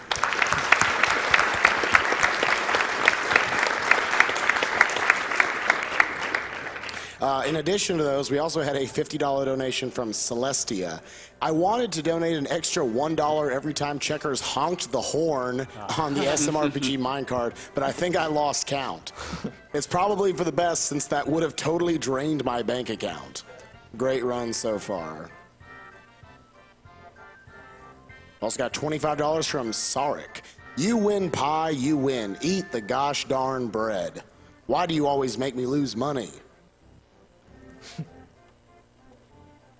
And $50 from Lizzie. I'm putting this towards saving the animals in honor of Dram since he won't watch Alien. All right. Sounds good. And I want to also remind you guys, we're got a little under it looks like we got maybe about an hour 40 or so left in this run. I want to remind you guys that, once again, if you donate at least $10 during this run, then you will be entered into a drawing to win a Dodo plushie.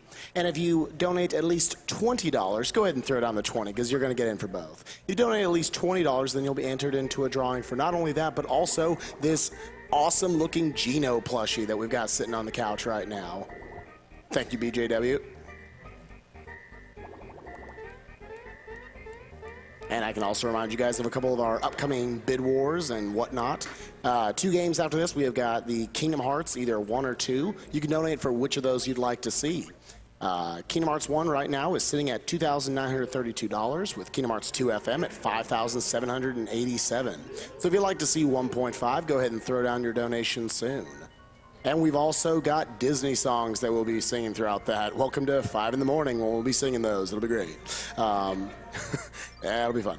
All right, but yeah, right now the top 5 are I'll Make a Man Out of You, Be Prepared, Let It Go, Friend Like Me, and I Have a Dream from Tangled. So if you'd like to see any of those 5, if you'd like to support them, or get any other Disney song of your choice, go ahead and throw down your donations now.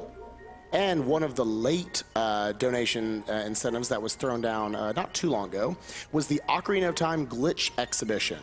Currently, we need $25,000 to get to there. We've already raised $10,844. Well, we will need that by the end of Runner Guy's blindfolded OOT Child Dungeons. So if you'd like to see those for tomorrow, make sure to get your donations in.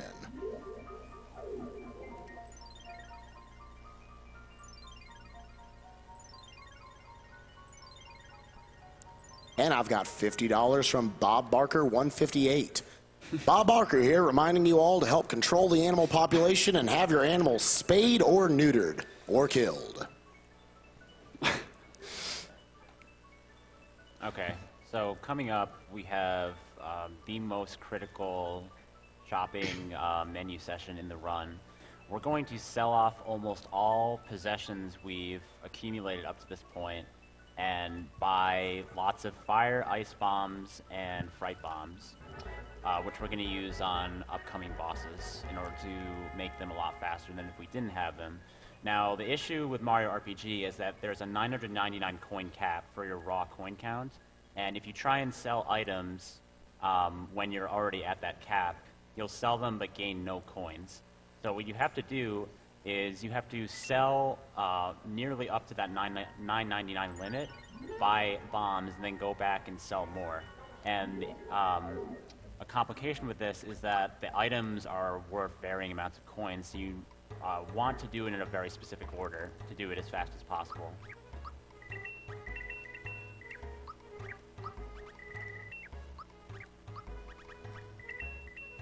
Freebie luck throughout the run also changes how your inventory will look with every run, so that makes this hard too.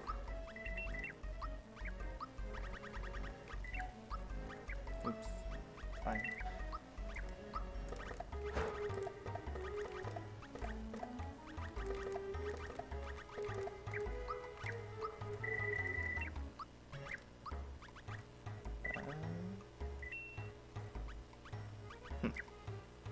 I have 5 ice bombs. Did I miss something?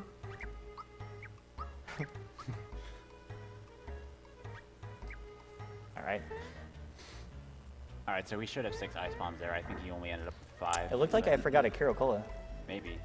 I think you need to go to Booster Pass. Oh. Yeah. That's right. I'm actually going to go back for the flower, too. I can't believe I forgot about that. Oh, wait. I entered from the wrong side. Oh.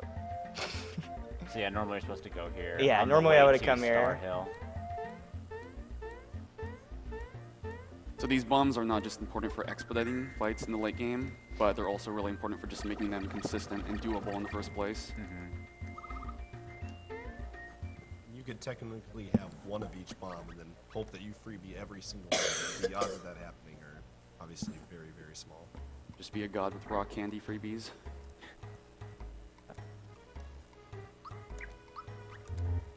Oh, I didn't sell it. Sell it. Alright, now we're good to go. Get out of there.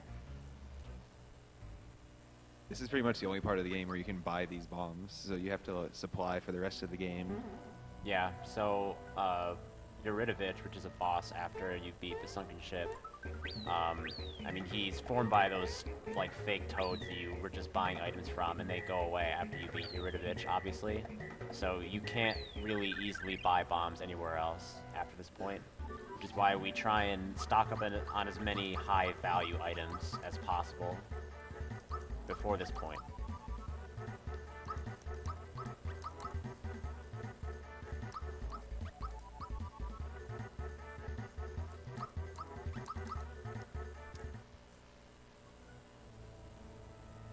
For Princess, I don't actually need any bonuses for her, but I'm giving her special just because HP would be fastest, but I want her to die faster later. So I want to give her not HP. So there's actually some things that'll only kill her in one hit if you don't give her any HP bonuses. So that's why I'm giving her special. I don't really need it.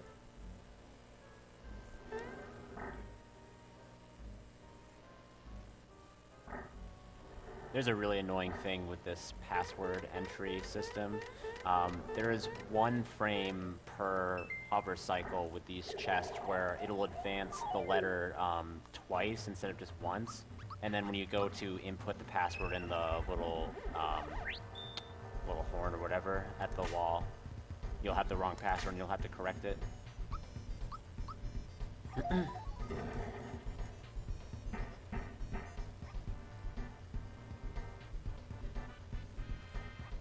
You can already see why he bought fire bombs and other bombs. I don't have any weapons equipped right now. I sold all my weapons, so I wouldn't be able to do much to these guys if I didn't have bombs.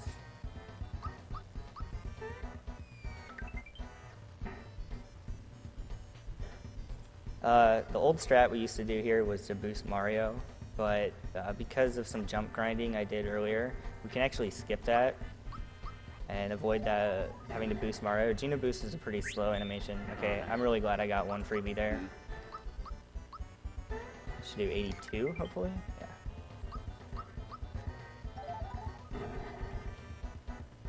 Okay.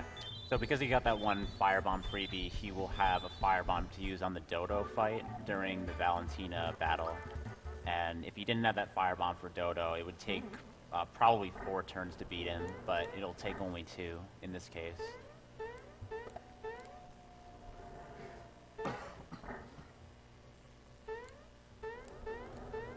Nice. Nice. Yo. Those 2 rooms have some of the hardest platforming if you want to do them optimally. He did the clone skip there, which skips the intermediate clone room, saves about 2 seconds, and then he also jumped over that skeleton, which is a very small frame window, and that's one of the quicker frog coins to get. You can skip it for a slower frog coin, but if you want to go fast, then... If you get hit, though, then you lost any time you were going to gain, and then some, so it's a little risky. Don't... Ooh, this room is so nice bad. dodge. That fish is random. Yeah.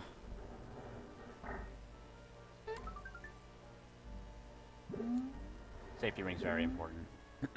Oh, almost got the 2-framer.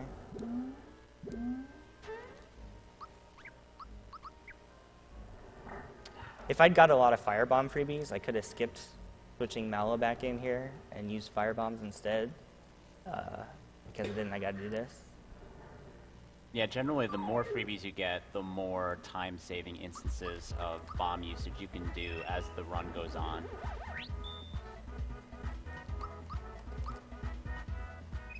But we have like default slash backup strats for the cases where we get minimal bomb freebies. Alright, so he's going to fight another set of bandana reds. Then after that, he is going to do, he's going to attempt to do 100 super jumps, which you might remember as being a very difficult task if you played this game as a kid. When you do 100 super jumps, you're able to acquire the attack scarf and the super suit from that thwomp in Monstro Town. And those are 2 extremely powerful and important pieces of equipment that will contribute to making a lot of bosses both more safer and more consistent, as well as going a lot faster than they would otherwise. And I'd like to ask for quiet, please, while I'm doing this. Okay.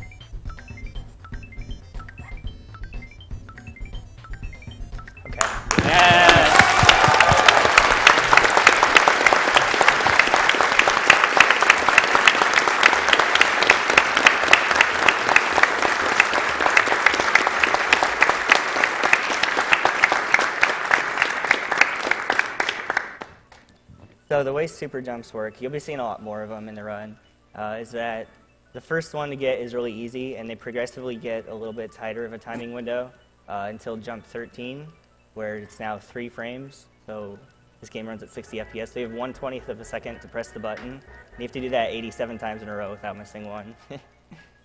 No matter how many times you do 100 jumps on Johnny in a run, it's always one of the most nerve-wracking parts of like any speedrun you could do. It's a really intense 75 seconds.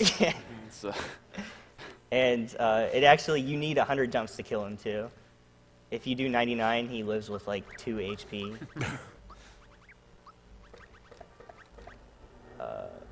Wait, that wasn't right. Safety ring on Mario, amulet on Gino. I did it right? Yeah. Okay. A lot of the menus I just have down to the specific inputs you need to press for each one, so I kind of forget which equipment goes where. And having the amulet on Gino is critical. So I had to make sure that it was done.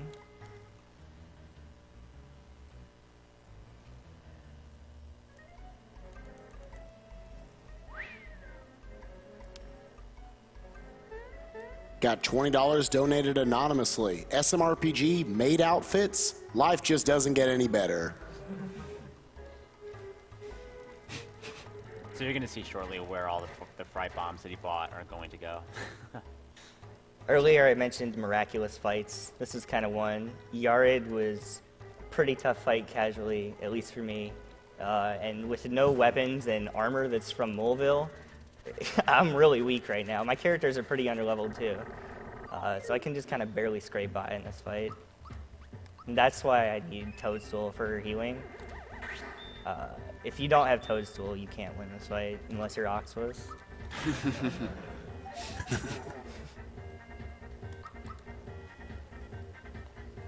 He always water blasts first turn.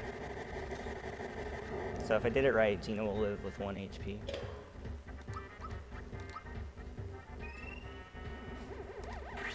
That's why he has to have the amulet, by the way. If Gino didn't have the amulet, that would kill him. Let's see those freebies. Yeah, there we go. Thanks, BJW. At this point, he wants Flamestone on Mario, because Mario, having the safety ring, will give him 0 damage, so he won't have to waste a turn with Peach to heal. He can use a Fright Bomb with Peach instead.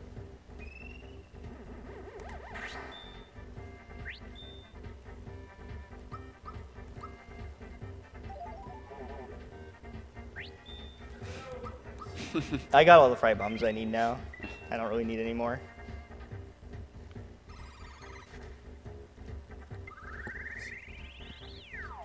Yeah.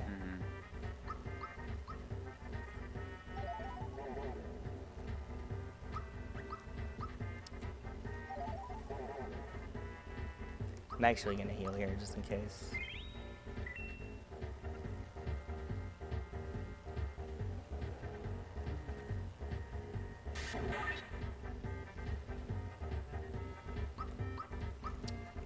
Takes 10 fright bombs to kill this guy. And he has really high magic defense as well. So like you could super jump on him, but 100 super jumps does as much as 2 fright bombs. If you're wondering how he knows which of the clones to attack, the game automatically keeps selected the one that you want to be doing damage to. Yeah, I just let the cursor do the work for me. I don't have to pick. You don't have to guess. And the clone will also be the first one you attack as well. Oh really? I don't think I need that. I dropped the knowledge. Man. Thank you, God Pie. gamer Pie.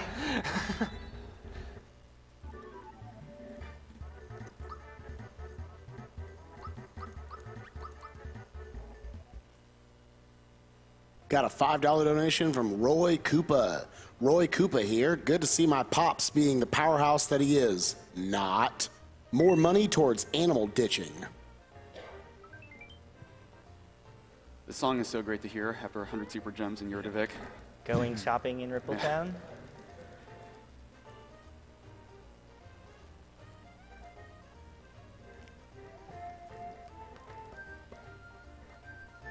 So right now, hopefully he has 22 frog coins that he's been collecting throughout the game up to this point. He's going to buy the experience booster, and we're going to come up to the main grinding segment of the run, which we'll explain when we get there in Land's End. But the experience booster will help expedite that process. Let's not buy earlier times, or the see ya. Nice. Congrats. Good Did it? trick. I bought earlier times once. It's a sad way to lose a run. Oops.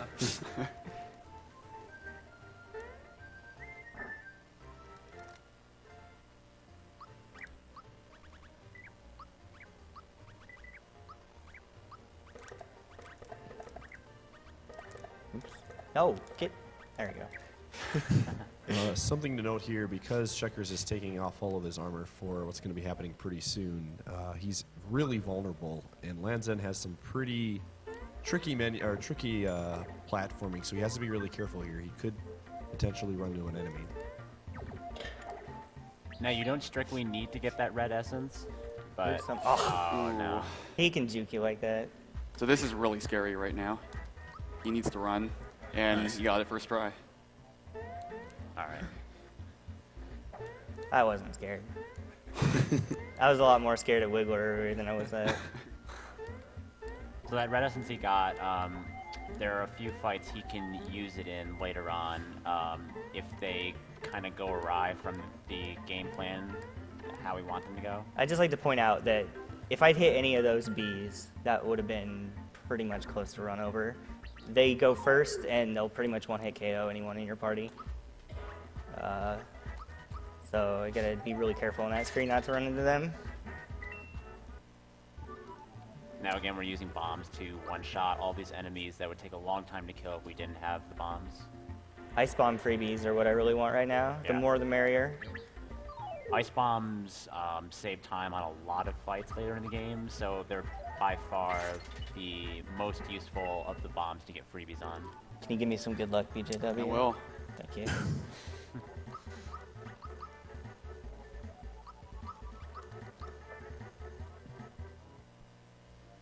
This roll pool, I can't go in it for a certain amount of time, so even though I'm sitting on top of it. I don't know why the first two are like that, but these last two are instantaneous. This is gonna freebie, by the way. I really I should just want. leave the couch now. All right, so It's like, I really want just one. yeah, one would be really, Without really nice. one, I'm gonna lose a decent chunk of time later. Alright, this is the one right here. I've seen the future. Here comes the freebie.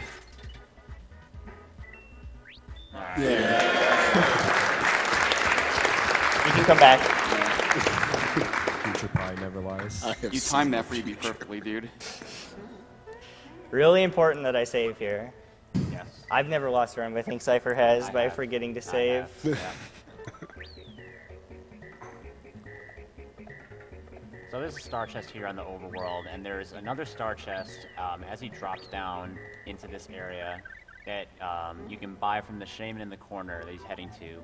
For 400 coins, he's going to kill a lot more geckos, gain a lot more levels. Now, once that star runs out, he's going to jump up the trampoline to that Chow that he left alive, going to intentionally kill himself. He's going to respawn on that save block he just saved on, and he's going to have the original coin counts that he saved with, but he will keep the levels and experience he got from this first round of overworld stars, and then he's going to repeat the process once.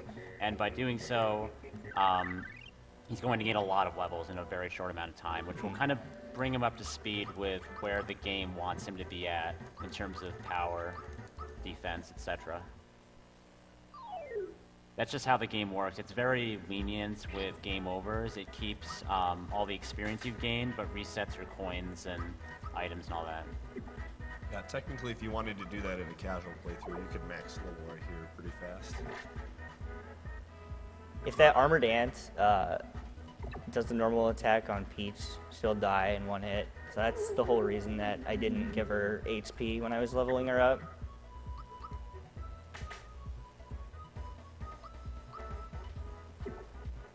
But yeah, I just want to die here. So this Carney Kiss is an unblockable attack, but we'll find on an enemy later in the game that Carney Kiss actually is blockable. It's kind of interesting. So not even the same attack name from the same enemy, or from different enemies, can have different results. It's kind of quirky. Yeah, so Toadstool's pretty useless now. Her only use is to die, essentially. Yeah, and that was it. Yeah. That was the last time we'll use her, hopefully. You also notice sometimes Mario's getting stopped in place on the overworld. We don't fully understand how that works, but it's like some level ups, he'll get stopped in place and you can't move at all for a set amount of time. And if you use the same leveling route, like you kill the same enemies on the overworld, you defeat the same bosses and optional encounters or whatever, then you'll always get stopped on the same enemies in this stretch of leveling.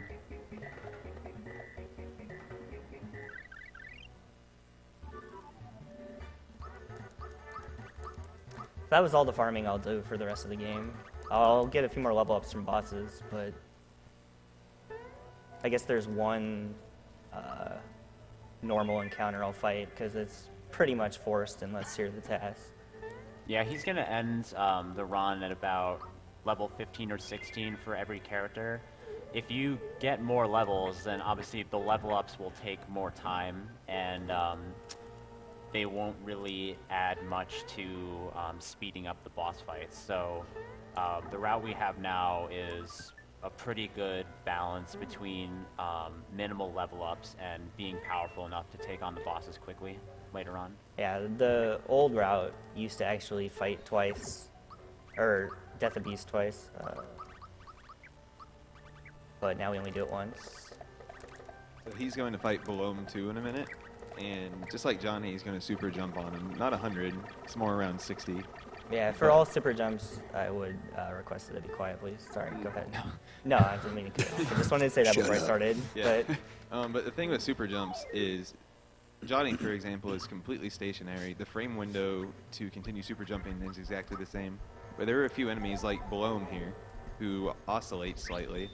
So it's a bit harder to get the amount of jumps on them because the timing window just moves around.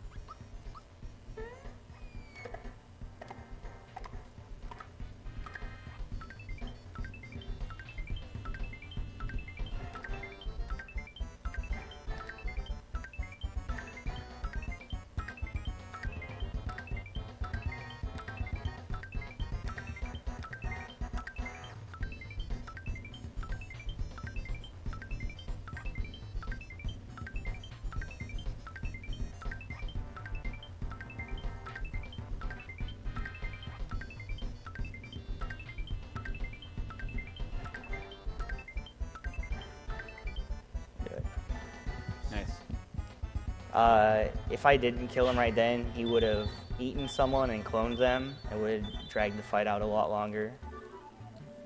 So that saves a lot of time by getting that.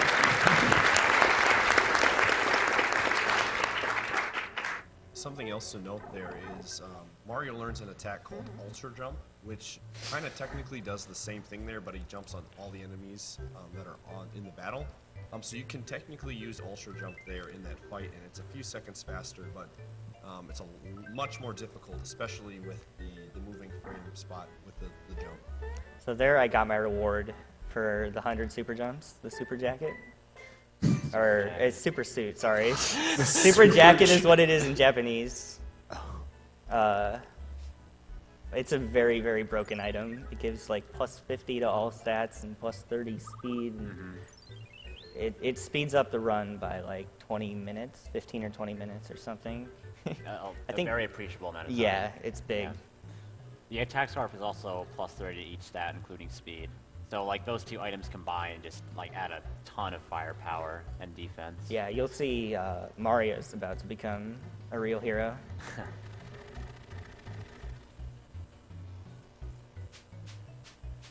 Got a $30 donation from Takuma. I've been watching you guys on and off all week. Excellent events so far. I always have to donate during my favorite game ever, SMRPG. I've played it through several times, but getting those 100 super jumps is something mere mortals like myself can only hope to achieve. Way to go, Checkers.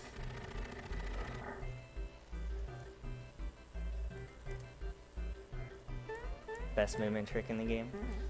Sign jump. Yeah, it's my favorite.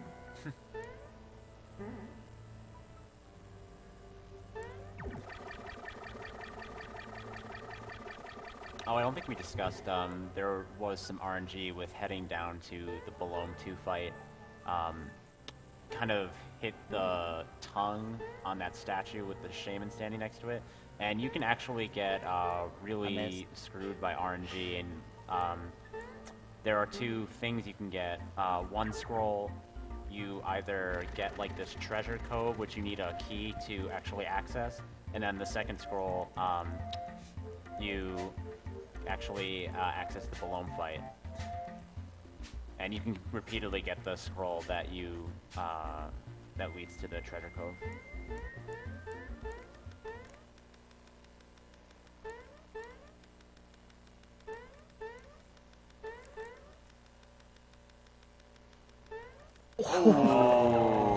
Tried to go too soon.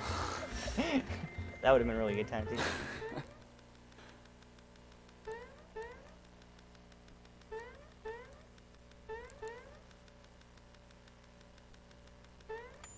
A little bit safer there.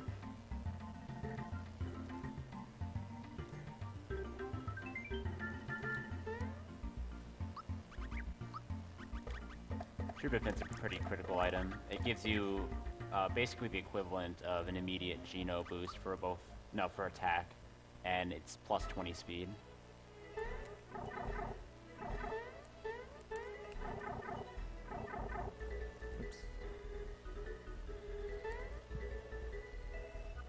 So because Checker's got that ice bomb freebie, he's going to be able to use 2 ice bombs on this fight, which speeds up the fight by a lot. The super suit is on Geno right now, and you'll see he does quite a bit of damage. Oops. And a trooper pin, so he's got both of those working in his favor, which is why Bowser did. Yeah, he would do 120 times, and Geno's doing 300.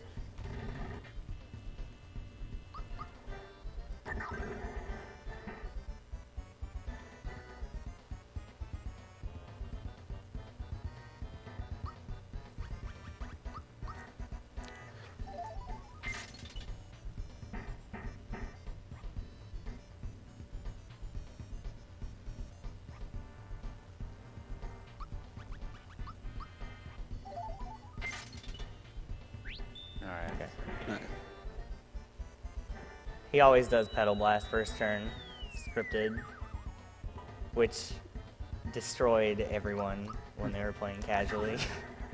Luckily, Super Suit also prevents all status ailments and instant death. And then we also have the safety ring that we got in the sunken ship, so... So the Super Suit doesn't prevent instant death. Hmm? Super Suit doesn't prevent instant death. I thought it did on mode.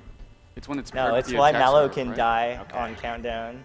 The safety ring does and the attack scarf does. Alright. The Super Suit does basically everything else though, but I thought it prevented instant death too.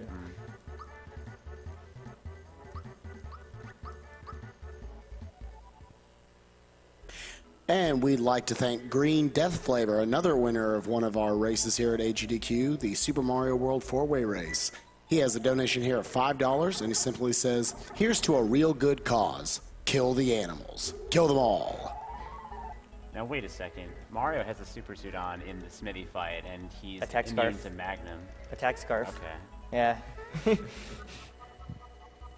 Alright.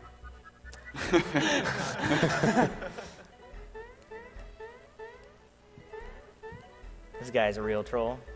Yeah, that's one of the worst enemies in the game.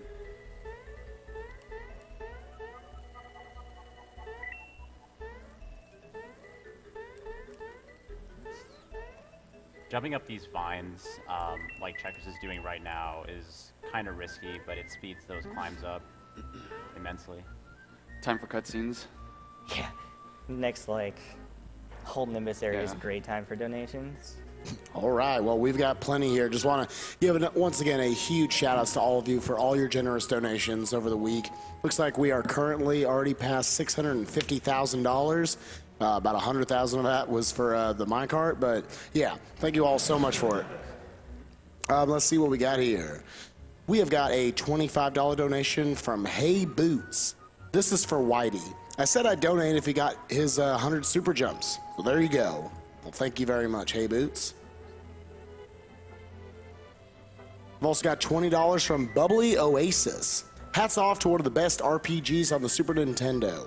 I spent many long hours into the night grinding through it. Keep up the great work, guys, and save the animals.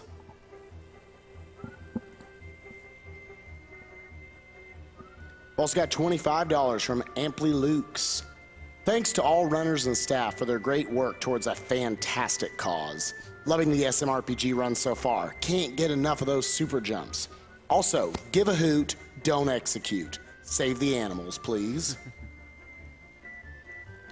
I have got $100 donated anonymously. $1 for each consecutive super jump. Super impressive. And to think, if everyone donated just $1 each, we'd reach 3/4 of that $1 million goal. Good luck on the run, and thanks to everyone for their contributions to an awesome event. Continuing along here, I have got a $50 donation from Grant G. This donation is for my best friend's little brother who died of leukemia. Thanks to all the runners year after year who do this. Make sure you get some sleep, guys. We will do our best. We got $20 from Kadali. Stumbled on AGDQ several years ago and have been watching it ever since. Thanks to everyone who makes it happen. And $27 from our own Professor Ness. Tried to do a jump in sync with every jump in the 100. My legs said no after 73. Donation for the difference. Mario/Checkers is a better man than I.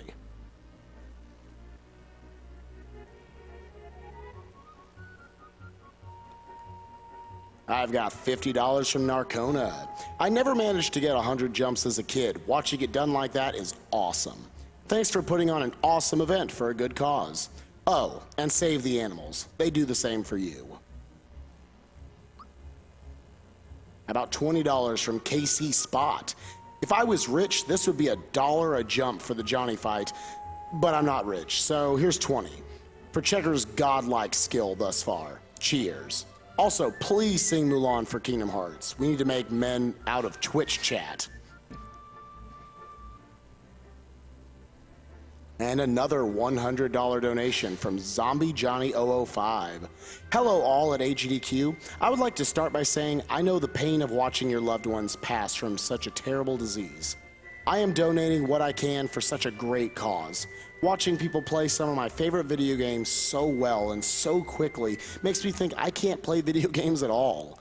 Everyone involved and a part of AGDQ should give themselves a round of applause for contributing to fighting cancer and benefiting the ones who we still have time to save. All the best to everyone running this year from Zombie Johnny 005. I guess we can go ahead and do that round of applause. So.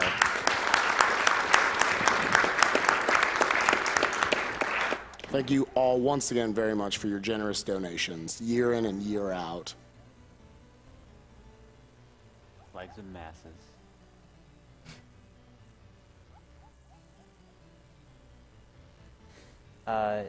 Nimbus Castle has a couple of tricky platforming segments. Avoiding the encounters in this area is actually pretty tricky in a couple of rooms. There's the heavy trooper skip, the first one where the shaman are chasing you down, and then there's also a trick called the fan skip, which is a 2-frame jump to jump over a fan. You have to jump over him. If you try and walk past him, he'll blow you off the edge. Those will happen pretty fast. They'll be hard to commentate on them, so just talk about it now. And of course, there's probably my favorite minute of this game, the Dodo minigame. It's just beautiful from start to finish.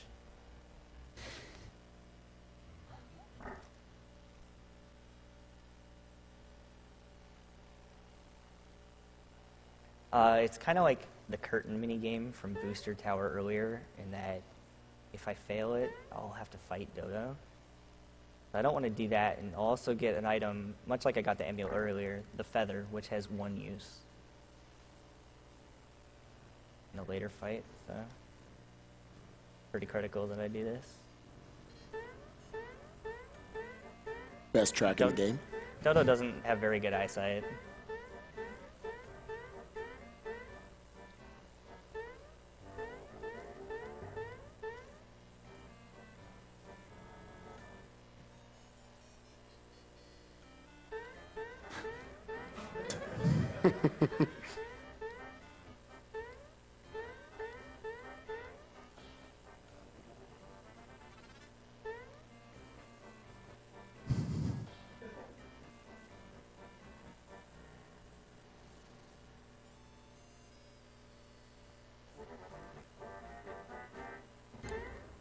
Nice job.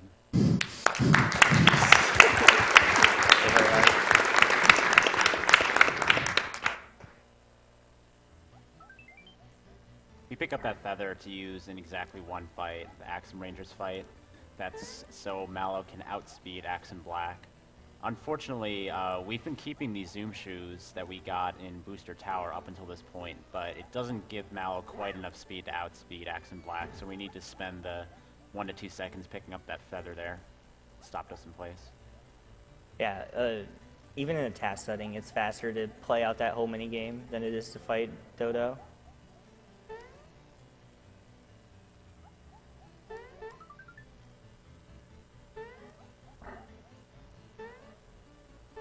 Those shamans can be really mean with their random movements. Yeah. The coming back through this corridor, if he gives the worst pattern possible, it's impossible to dodge him. He almost got me. Yeah. Oh. All right. Heavy Troop is not ready to launch.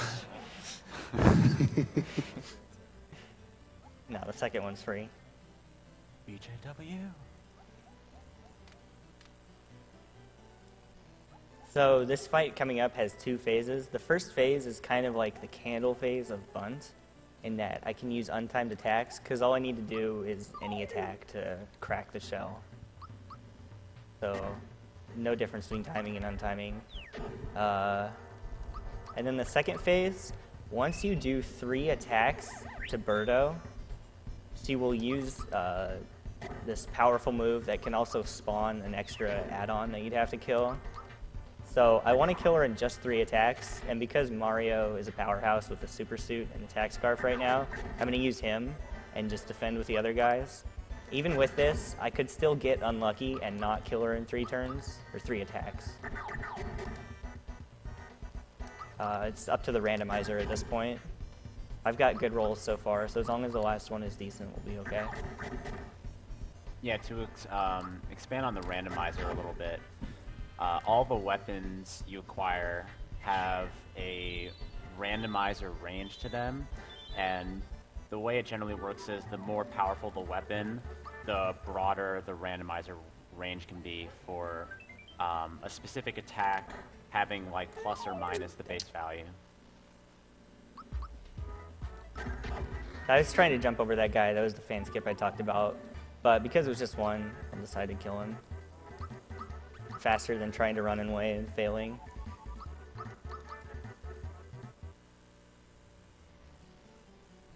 Oh. That guy actually has a really tight frame window to get past him.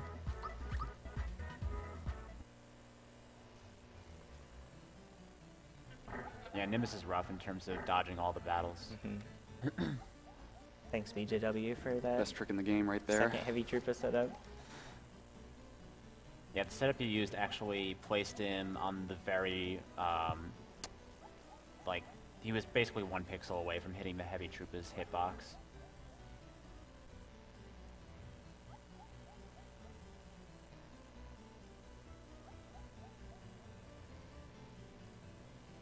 Now's a good time for more donations, Sure. you guys. Like, You got it. I got $20 from Yokuo. This is one of my top favorite games. It's a joy to watch it being destroyed like this. Menu navigation hype.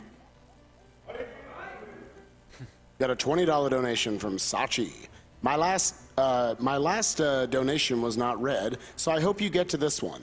I don't even know how many times I played Super Mario RPG growing up, so this run is nostalgia in a nutshell. Keep up the good work.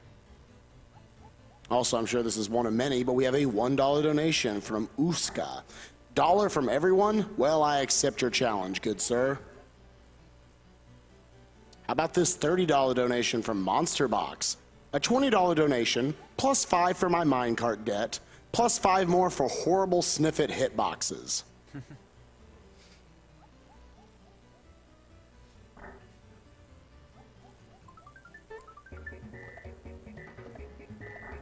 And $20 donated anonymously.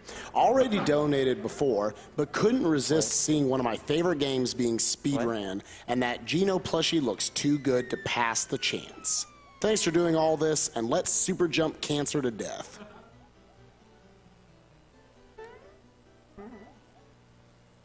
And $50 from Growchector.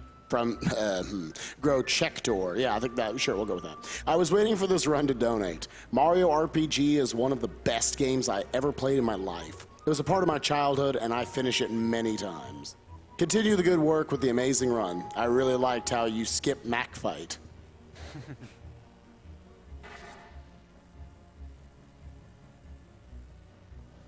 Now, the Valentina fight, first phase we have the one-on-one with Dodo, and like we mentioned before, that firebomb freebie that Checkers got earlier is going to come very much in handy. It's going to deal 360 damage to Dodo on the first turn, and then I'll be able to finish him off with an untimed normal attack for the extra 40 damage needed to kill Dodo. And then in the Valentina phase, it's pretty much all about the dice rolls with getting normal attacks from her. Normal attacks from Valentina are much, much quicker than any of the spells she can use. Blocking Dodo's normal attack is actually really tricky. Yeah. It's probably one of the hardest normal attacks to block in the game, I'd say. It's a 5-frame window like all the other defenses, but the visual cue is kind of in between two frames of animation for Dodo, and it's just like very awkward.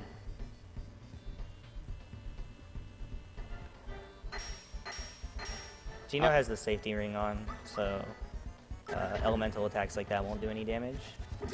I'm about to shock a ton of viewers, but the bird is actually Valentina's hat.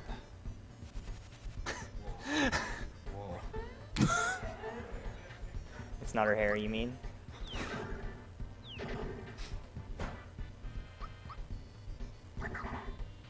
Oh, yeah.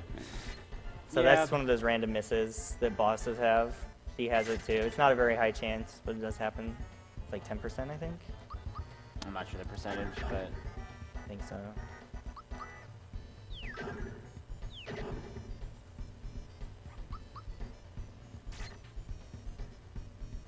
Can't block Dodo.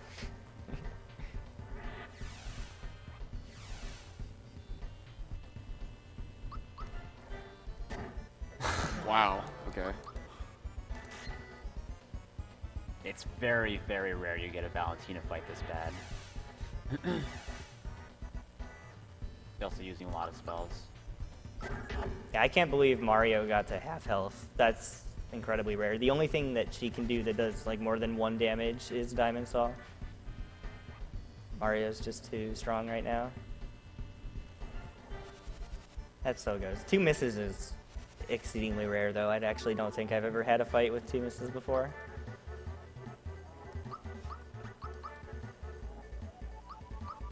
We're not going to use Bowser anymore, so I'd be giving him attack all game because all he did was use normal attacks. But because I don't need him, I can just give him HP because it's the first option. Just like I'm doing for Toadstool. The party will actually, for all fights, well, Corkpedite will be with Bowser, but everything else from now on will be with Mario, Mallow, and Geno for the rest of the game.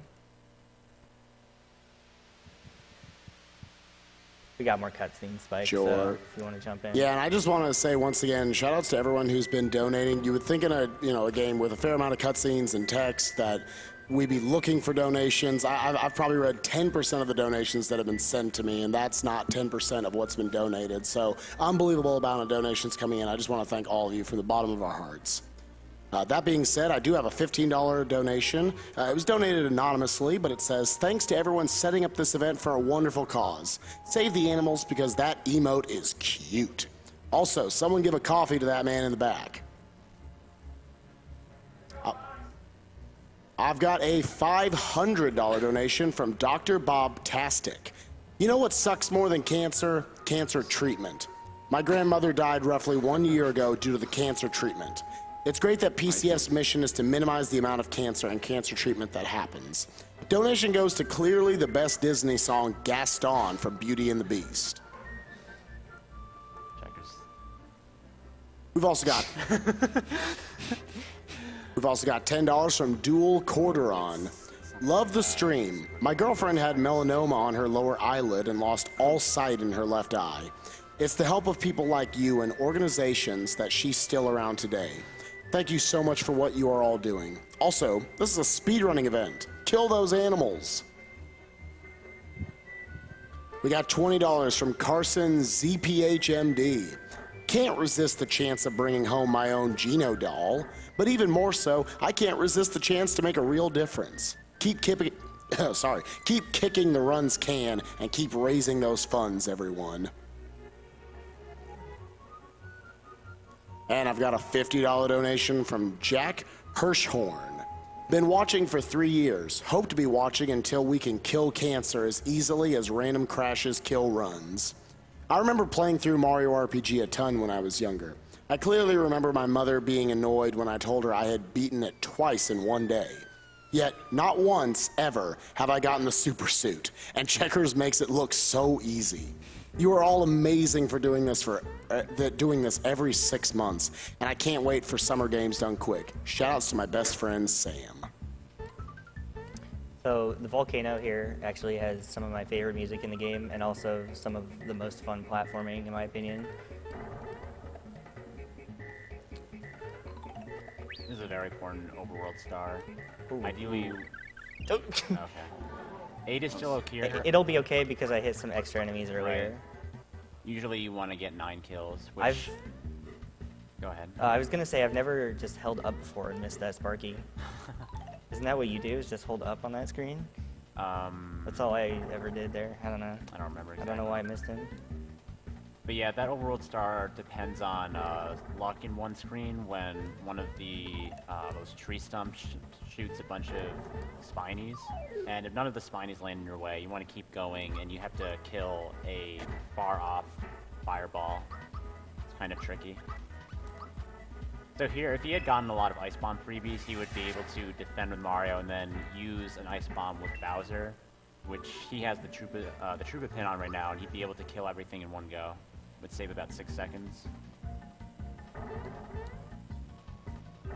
Pretty good spiky luck back there. Mm-hmm. Those guys can completely block the door. Yeah. Yeah, worst case... Well, Some of them worst can case, get- you get in a battle, and there's nothing you could do about it. It would just, land on your head. But if you got them blocking the door, you'd have to exit the room and then re-enter to get rid of them. Now, coming up is the Tsar Dragon fight. There's a lot of different things you can do during this fight, but generally the fastest is to super jump on him. Now, this is like the premier example of a boss hovering up and down, and the jumps are actually going to go in about a cycle of 7. I'm going to give Checkers some quieter.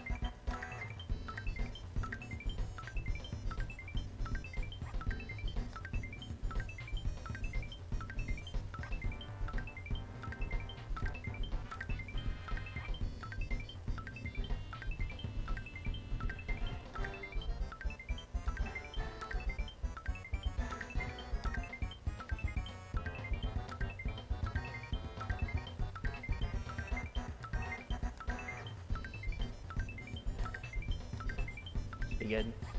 Oh, I miscounted. Oh. Oh wait, no, I did too many. Sorry, I miscounted, but on the wrong way.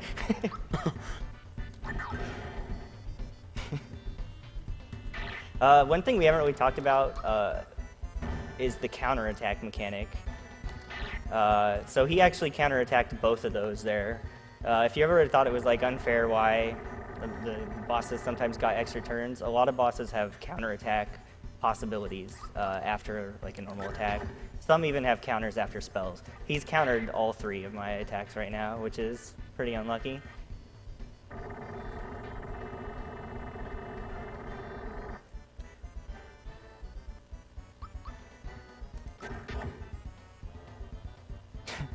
Four for 4.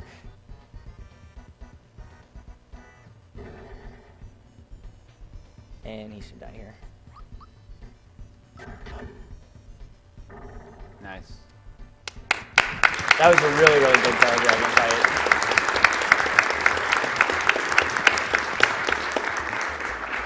If you were paying close attention, you could see that Mario is not really landing on the same spot on Zara's sprite with each super jump.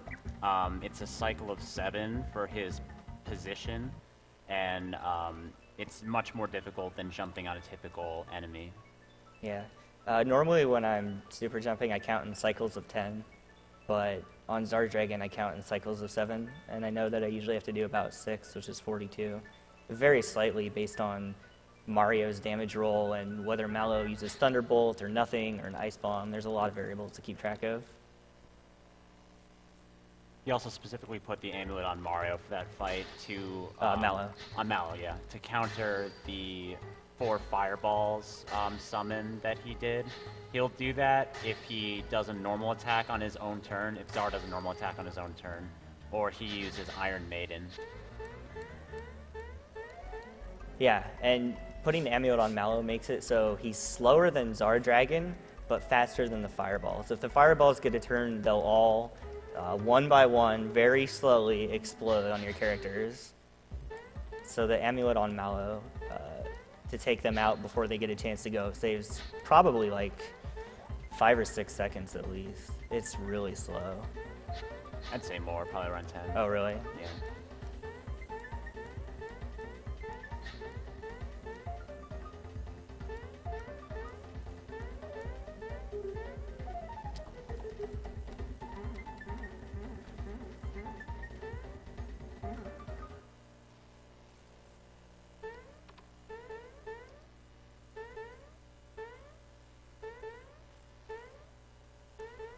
So Axum Range is going to be a pretty scary fight. Yeah. Especially depending on which bombs you have going into this. Luckily, he has a firebomb, which means he should only be getting attacks from 2 of the Rangers on their one attack, or one turn that they should be getting.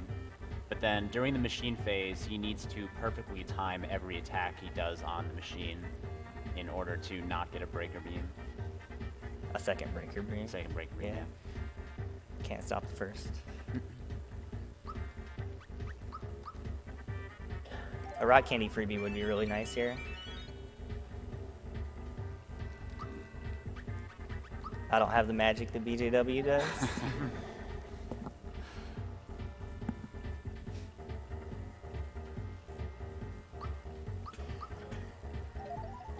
Oh, I could have Ice Bomb Zara Dragon. Okay. Oh, Or sure. Corkdite.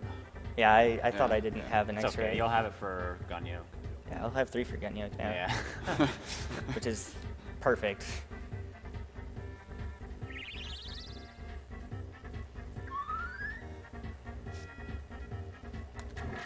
Okay. This is my favorite attack animation in the game. It's like a rave. The micro cactus rave. It's very important he perfectly blocked Yellow's attack there. Otherwise, he'd have to take time out to heal Gino and do some extra actions to ensure that he wouldn't get wrecked by Breaker Beam here. This is one of the fights where that extra red essence can come in handy if things go wrong.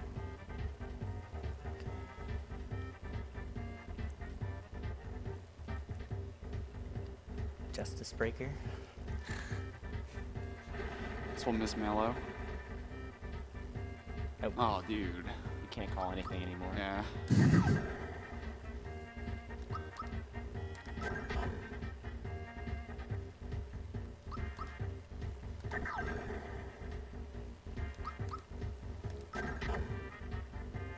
Nice. Okay. So, yeah, if I hadn't timed all 4 of those perfectly, he would have gotten another breaker beam, which would have killed me unless it had missed. I have the red essence as a safety, the one I got in Land's End, just in case I had mistimed one, but the last one is a little scary.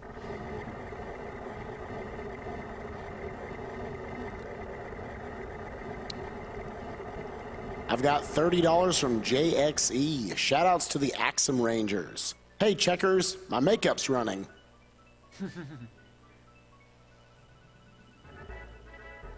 I've also got $22.11 from Mr. That Never Happened Before. Checkers, you think you've never had a fight with 2 misses before? Are you sure? Guess I better donate just in case it's true. I don't think so. I've had 1 many times, but not 2, I think. So, coming up, in Bowser's Keep, we have these 6 doors that we have to go into 4 of them, and what's behind each door is up to the RNG.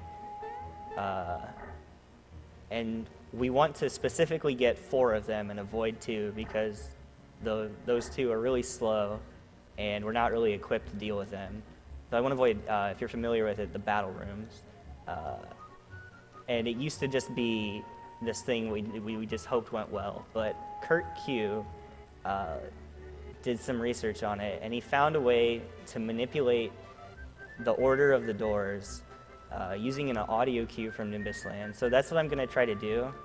I'll go save, reset my game, which resets the RNG, and then I'll be listening to the music and trying to hit an 8-frame window just based on the music to enter Bowser's Keep at, which, if done correctly, will allow me to figure out where each of the doors is and avoid any battle doors. If I get a battle door, I just have to unequip my characters and die, basically, which puts me outside of the battle room. It's much faster than trying to fight through them. I don't really have any good way to get through them with my current equips and flowers and items and everything.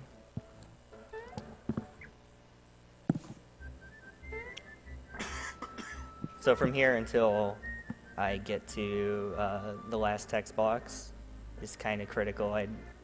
The music is going, so I just got to get there in time for the queue.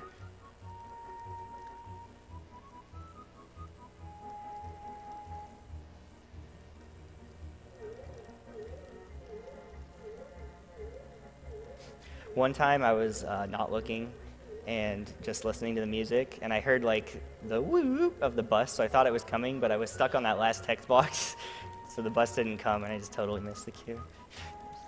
Pretty silly way.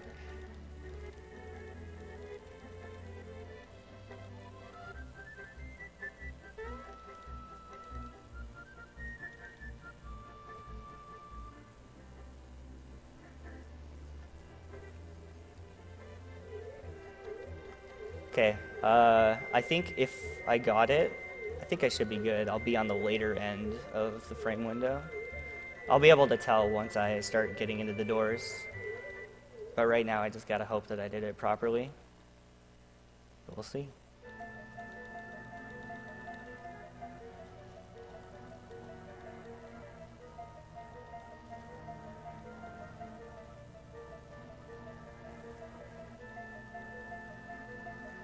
Now's a good time for donations. Sure. So I can go. All right, so I'd like to thank this person for his generous donation, but I think there might be some shoddy math here.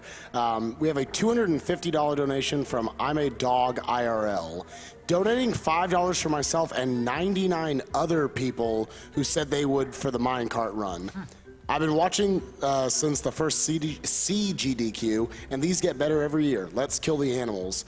I'm no mathematician, but 5 times 100 is 500, right? So, regardless, thank you for your $250 donation, and 50 of those people have to have, gotta talk to you about that. So I got the coin box room here. That's good and what I kind of expect. Pretty much anything except the quiz is good. Or a battle door, of course. Is he gonna do it? This guy can just force you to lose if he wants to, okay. 3, right? Yeah.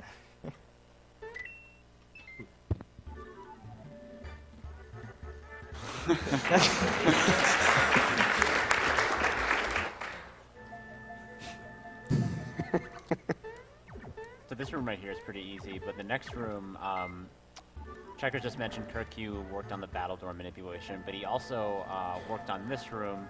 He ran some script to procedurally determine every possible combination that can, you know, complete this room, and he found the fastest possible combination, which is about a second faster than what we used to do.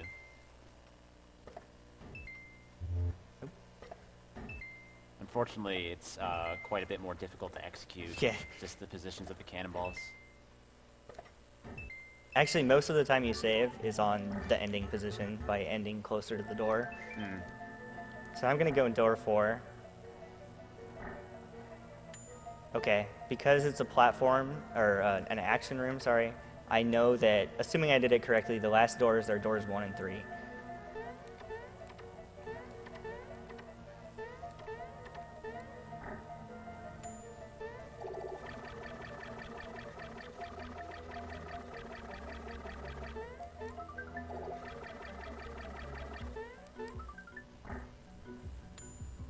This is the worst room in the game, both for tassing and for real time. Great time for donations, Spike. Yeah. Not much going on here. Okay, I thought you meant concentration-wise. No, not at all. I'm not saying anything. Okay, cool. Then I've got a $100 donation from Warwick. Loving this Mario RPG run, learning a lot from the couch commentators. So here's another donation on top of my last. Donating again to help push us closer to the $1 million donations collected for the event.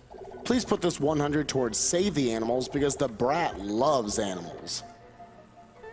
I've also got $100 anonymously donated. So happy to be donating a second time during an amazing game for an amazing cause. Shout outs to the runners and my boy Golden. Nice. He's your boy, he said, yeah. Oh, man. Oh. That's the swag room. Yeah, I pressed right a little bit too soon. Fell off the edge. Normally you can get Mario totally off camera, or out of the room while off camera. It's okay because this is the donkey skip.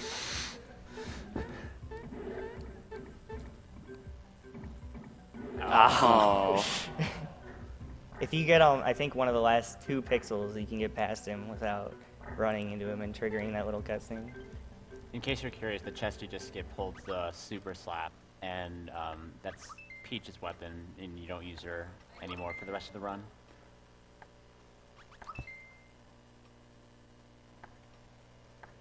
Mowing the lawn on Sundays.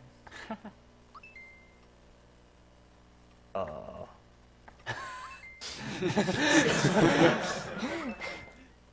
Funny thing about this mini game is Checkers has been running on the Japanese version normally for his actual attempts at a personal best, and he can't actually speak Japanese, so he's memorized a lot of visual cues in the text of the questions to determine the correct answer. And when you don't do the English Dr. Topper game for a while, you kind of start to forget some of the answers to the questions. You want to race BJW? Sure. 46.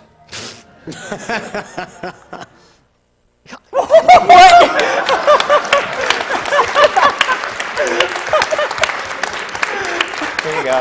Here you go. What can I say? He's right, in case you... He did it in the practice room, too. Yeah, and he said yeah, 46 right. there, too, and Yeah. it was also right. It's not 46 every time, I promise. All right, BGW, what's the order? I can't do this one. Too many combinations here.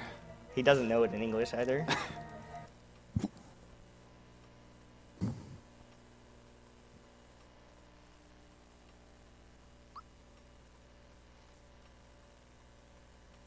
Oh, whoops. I hope he was third. I think so. All right. Nah, I'm not like trying to troll you or anything. I was actually not 100% sure about that.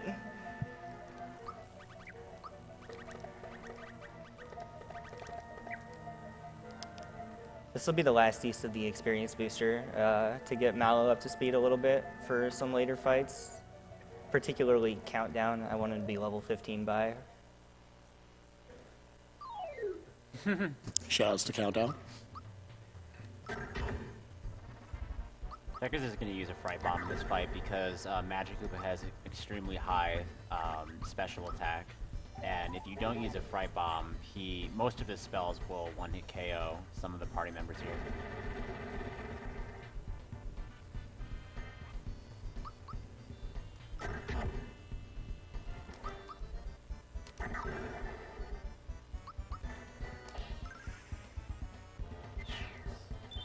If you don't kill him by the end of the second turn, he summons a creature to sit in front of him, and you can't hurt him during that time. So you'll actually lose a lot of time if you don't kill him in 2. Which can happen if you're not really precise with your attack timings.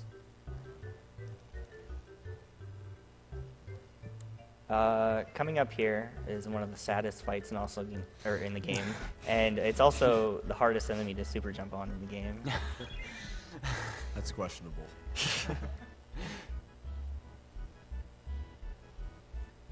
I've got $100 from Voquette.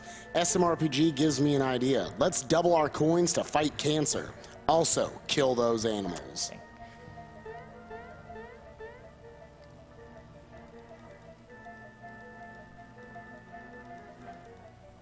Boomer is one of my favorite bosses for sure. I don't know where his eyes are though.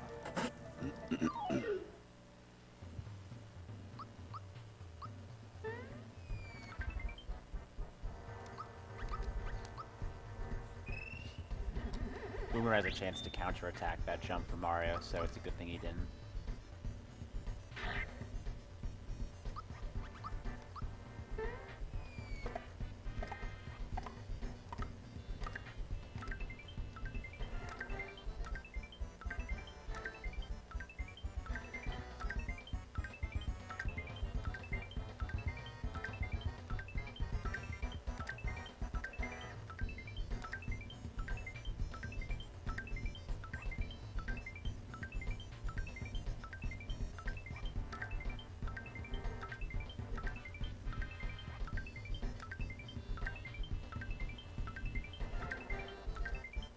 Okay.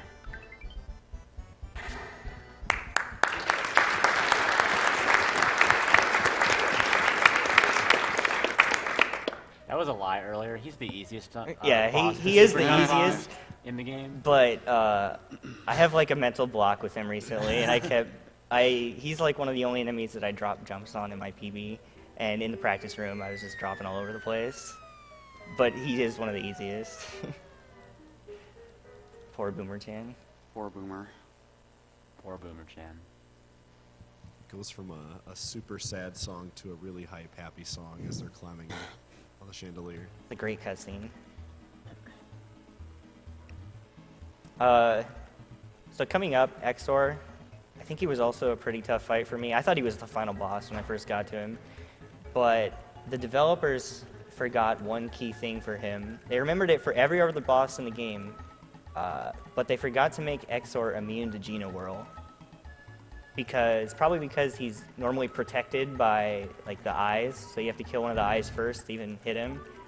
But because of that, you can actually just one-hit KO him with Geno Whirl, assuming I don't miss. I have to take out one of the eyes first.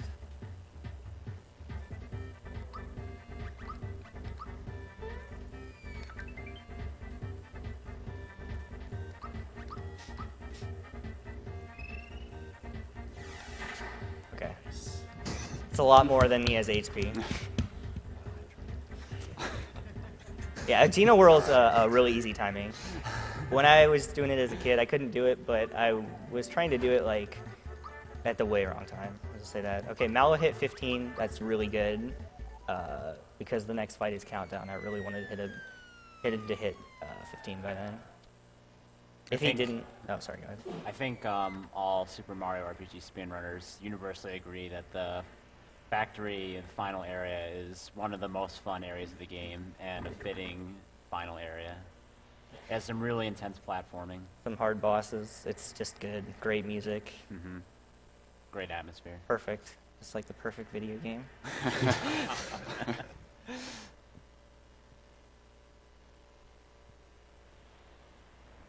And just before they get into that, I just want to remind you guys once more that you have 30 minutes left to donate during this run. Roughly 30 minutes, I'm guessing. If you donate at least $20, you'll be entered into a drawing to win either of two really awesome SMRPG plushies, the Dodo plushie and the Geno plushie that BJW is holding up right now for you. Very good Vanna White. So, be sure to get your donations in soon.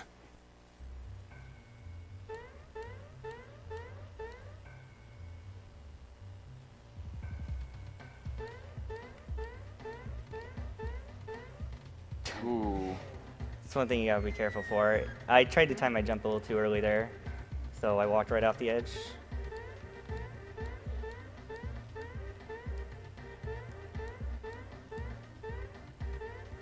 The lag is really strong there.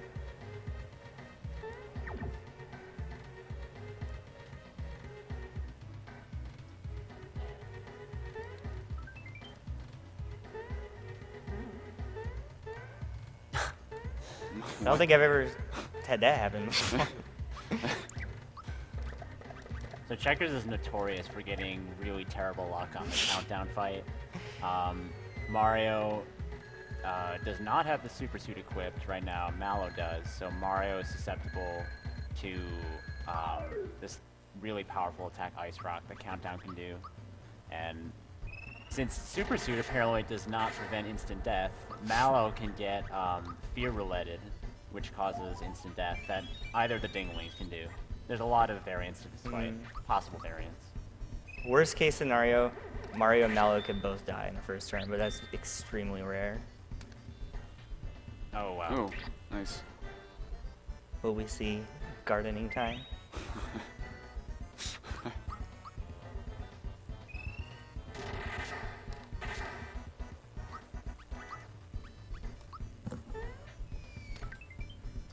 That's not gonna kill him.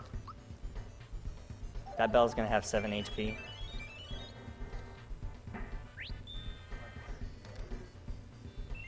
Alright, fine.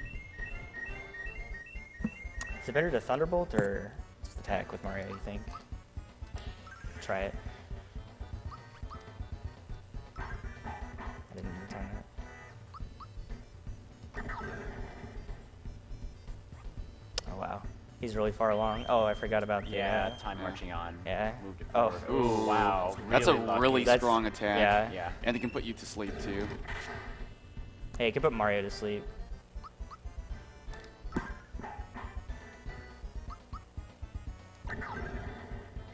Okay. Nice. It wasn't that good of luck. Yeah, that could have been much worse, but still Yeah. really off the fight at all.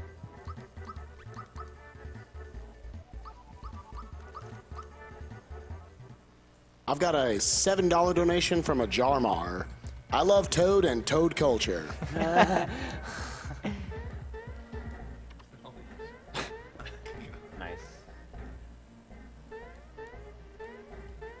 Oh, wow. Second mag skip.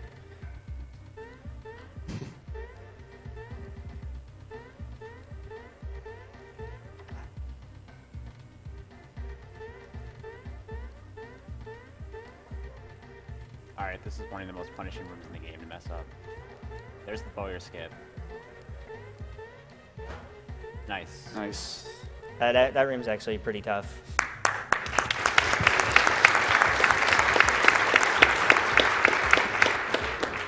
Doing that room fast allows you to skip the second boiler that comes down the conveyor, so you can just run past it. And hitting any of those... Alright, jumping.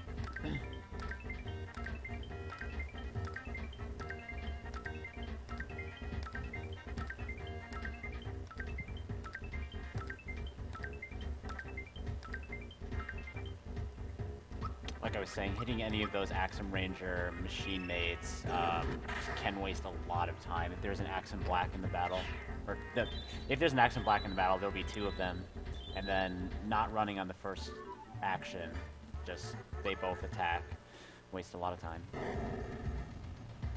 Yeah, I'm really happy I didn't get any of those battles. They're not dangerous, just slow. So this fight's a little bit interesting. Depending on which one of these 2 guys you kill in the first phase will actually affect the second phase of this fight. Novice speedrunners will usually kill Cloaker first, just because it's a lot easier and not as tricky. But Checkers is going to go for Domino first, and he's going to go for super jumps on Earthlink. Earthlink has 2,500 HP, but only has 10 magic defense, so he takes a lot of damage from super jumps. Now, the weird thing about Earthlink is it has a different amount of frames between successive super jump timing windows. Most enemies that you jump on, there's 45 frames in between timing windows for super jumps. For Earthlink, it's 47 frames, so it's slightly off from what we're generally used to when we super jump. Makes it tricky. And his wiggling's so obnoxious. It mind games you.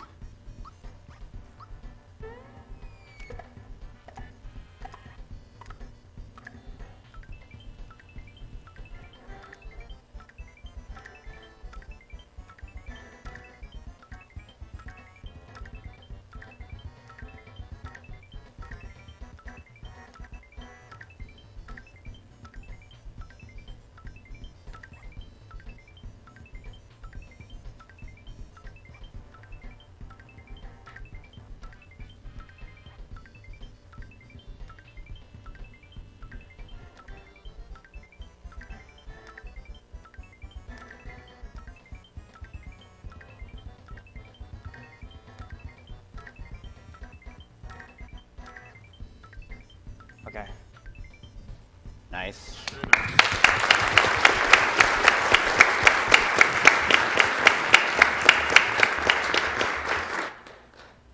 Just a side note, Checkers mentioned way earlier in the run that Carney Kiss was blockable, was unblockable from some earlier enemies, but the Carney Kiss that Earthlink does is actually blockable. Yeah, we didn't get to see it. Yeah. Luckily, yeah, thankfully. Actually, I would have rather seen that than Poison. Of course, yeah. Poison, which he did use, is unblockable. Poison nearly kills Mario, I believe. I think 2 of them would kill him. I think that's how it works. I got 1 rock candy freebie, so I should be okay. Yeah. So we're heading into the final stretch of bosses here. These bosses are annoying because... Nice. 4 HP left. That's up to the randomizer whether or not Mario kills him. The next 2 bosses, or I guess the next boss, does counterattacks for every normal attack that you do to him. Like, there's a 50% chance of a counterattack. So he can waste a lot of time if he does a lot of counterattacks. Can't he counter Thunderbolt too? I can't remember. Maybe he...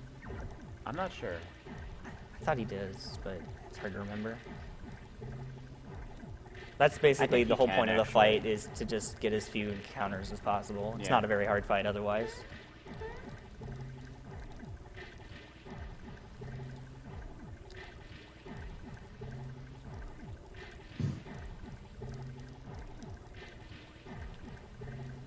I've also got $20 here from Narcotis.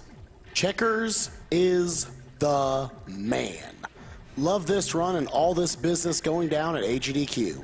You guys are super rad. And Cypher, where's the flag pillow? Oh, I think I bought too many items. Yeah. Yeah?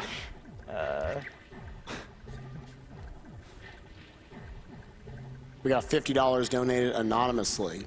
Thanks to everyone for their hard work raising money for this great cause. What a great one. What a great run. Way to go, Checkers. Been ready my whole life for this poetry coming up. Yeah. This is why you play English. Ox was right all along. Yeah.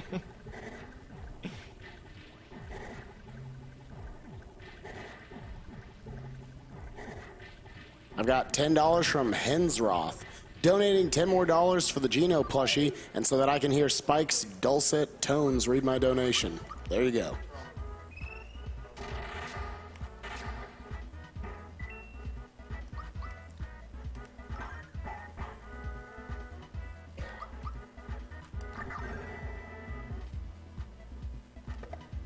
Zero counters so far.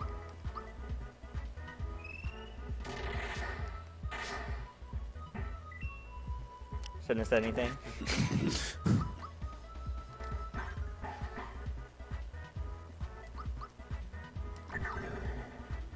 One is pretty good. He can counter up to 5.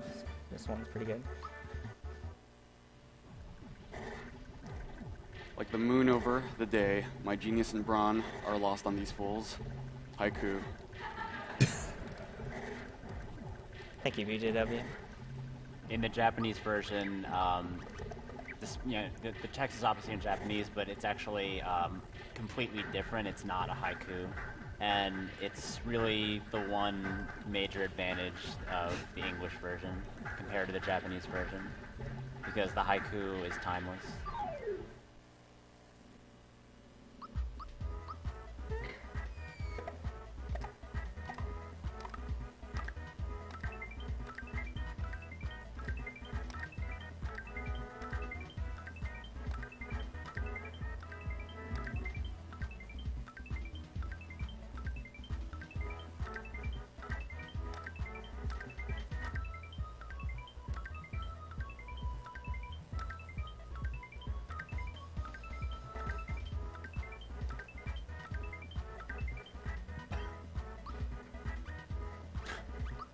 Four rock Wall pick me up. It's insane.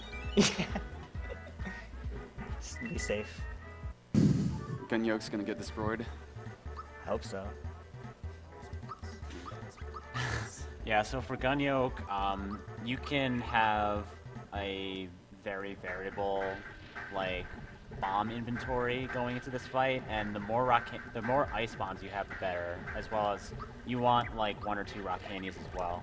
So there's like 6+ different strategies you can use on this boss, given your inventory. And Checkers has like the best inventory possible right now. Also, yeah, go ahead. I was just gonna say, remember that sleepy bomb I bought in Tadpole Pond? Right. Yeah. Here's where we finally use the sleepy bomb. Where is it? If you can find it. I didn't freebie it. Nice. Actually impressive. I have like a disgusting amount of ice bombs now. Why not?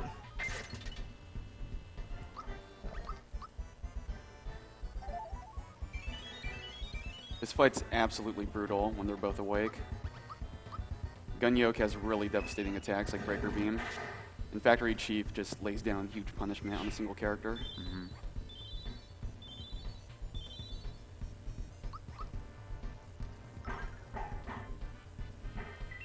I just made that fight up because I had so many items. I'm glad it worked. Alright.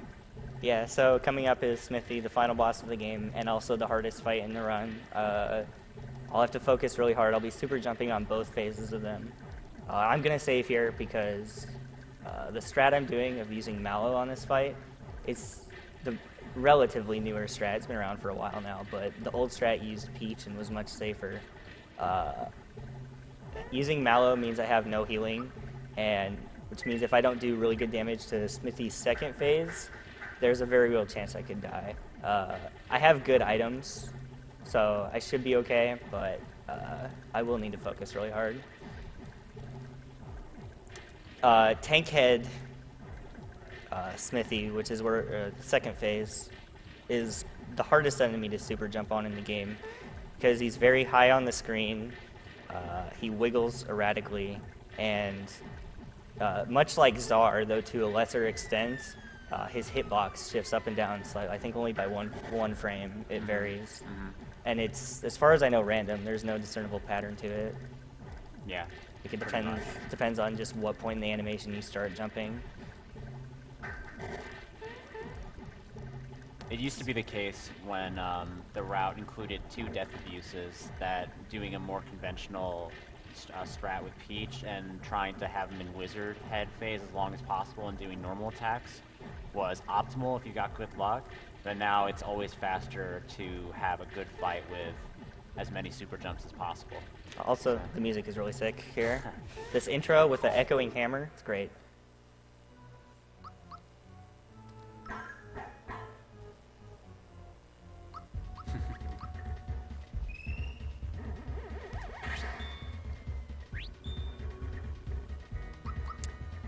The whole reason I saved the zoom shoes is that so Mallow goes faster than Smithy here. It helps Mallow end the turn at a good place for the second phase.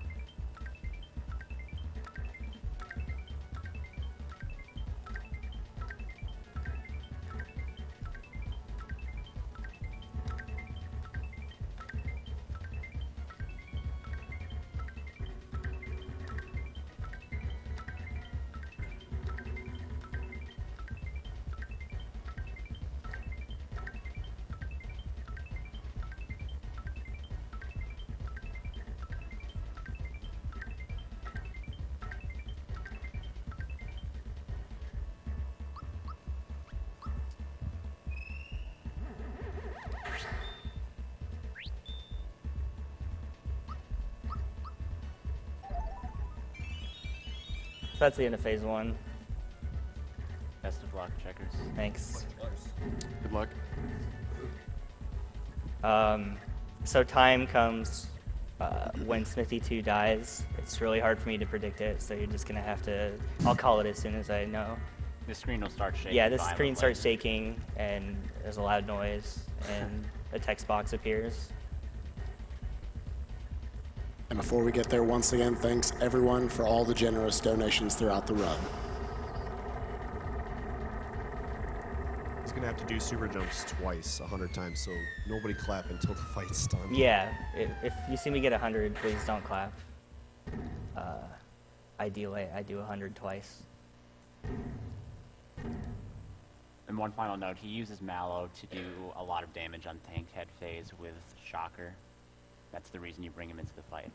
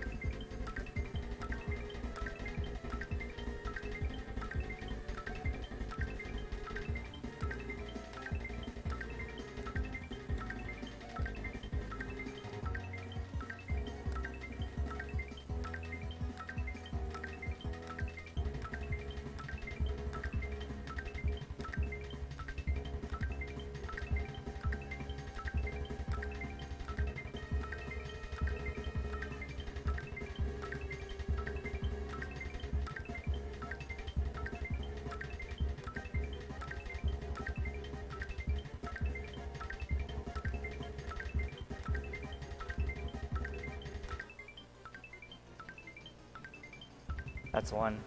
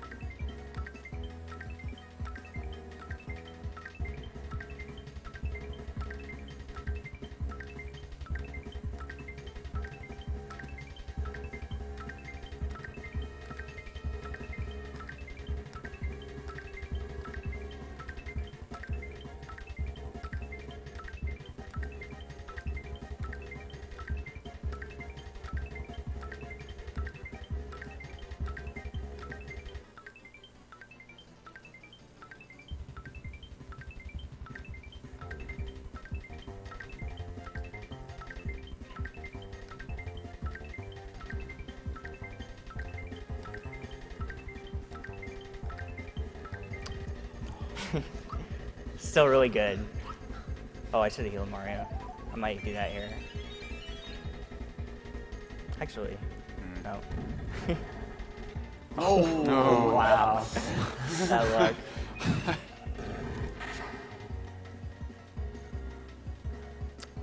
He's really close to dead.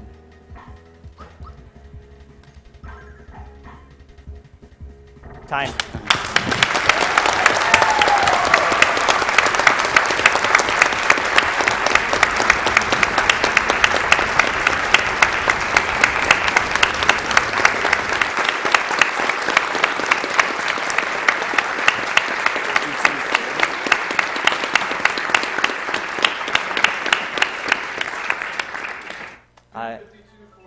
Nice. That's a really sick time. English with forgetting booster pass. Great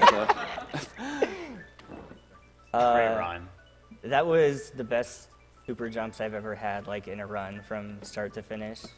I didn't drop anywhere except at the very end of Smithy 2, so I'm really, really happy with that run.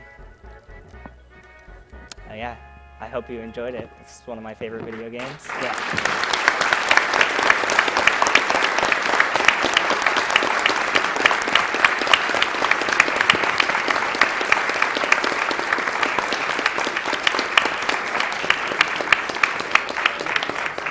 With that, this next donation, I think, chimes in with what a lot of people feel right now. We have a $50 donation from Ajarmar. I love checkers and checkers culture.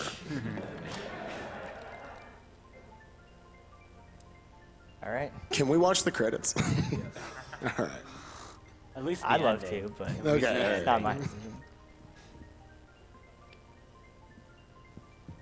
Want to remind you guys as we're watching these that coming right up after this is Super Mario Sunshine 120 Shines. We've got one of the best players in the world for it, so it should be great. And then after that, it'll be the Kingdom Hearts Big That's a War really decision. that's a Well, really the sick Terrapin time. wasn't that big, but with the booster pass, I couldn't Yeah, believe I forgot yeah. booster pass. It's really funny.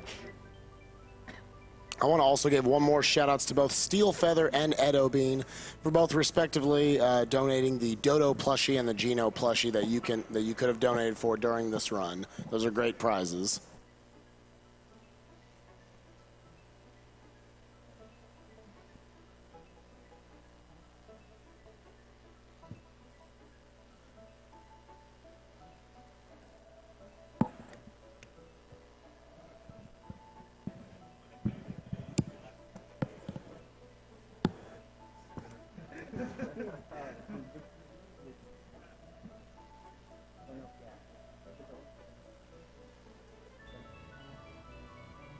I've got $2.34 from Atris. The Ballad of AGDQ. I know a tale for certain real of glitches mastered, brought to heel. By folks with thumbs of carbon steel, the runners are at play. With every frame they press and fight through polygons and pixels bright. And if the RNG is right, the run will find a way. So by the grace of Franker Z and cackles cast by YSG, we're hoping, bated breath, to see some speedruns, no delay. 'Cause in the end, when all was through, controllers stashed, and Mountain Dew consumed with relish, hope renewed that cancer's kept at bay, we'll look behind us, glad, content, that all that time and sleep was spent in aid of those who now are meant to live another day. But one more thing, before I go, that everyone in secret knows. When Samus leaves and Zebus blows, the animals will stay. Thank you for your donation.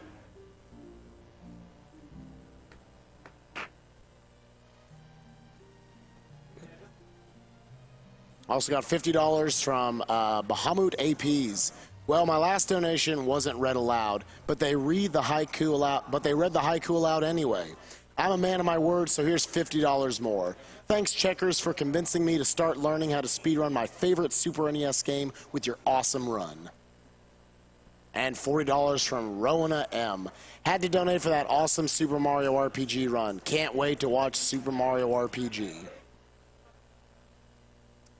I'd like to thank everyone for watching. We're going to jump to a quick commercial break, and then we'll be right back with Super Mario Sunshine 120 Shines.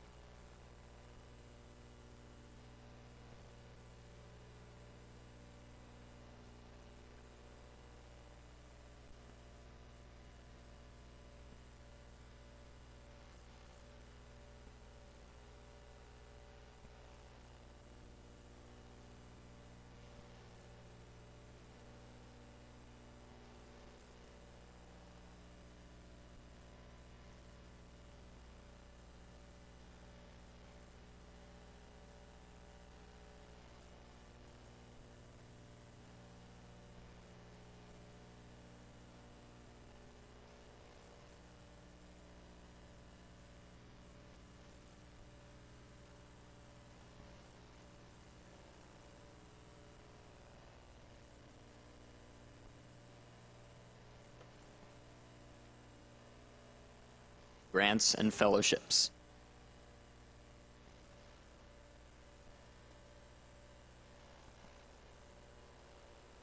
I'd like to give a quick shout out to one of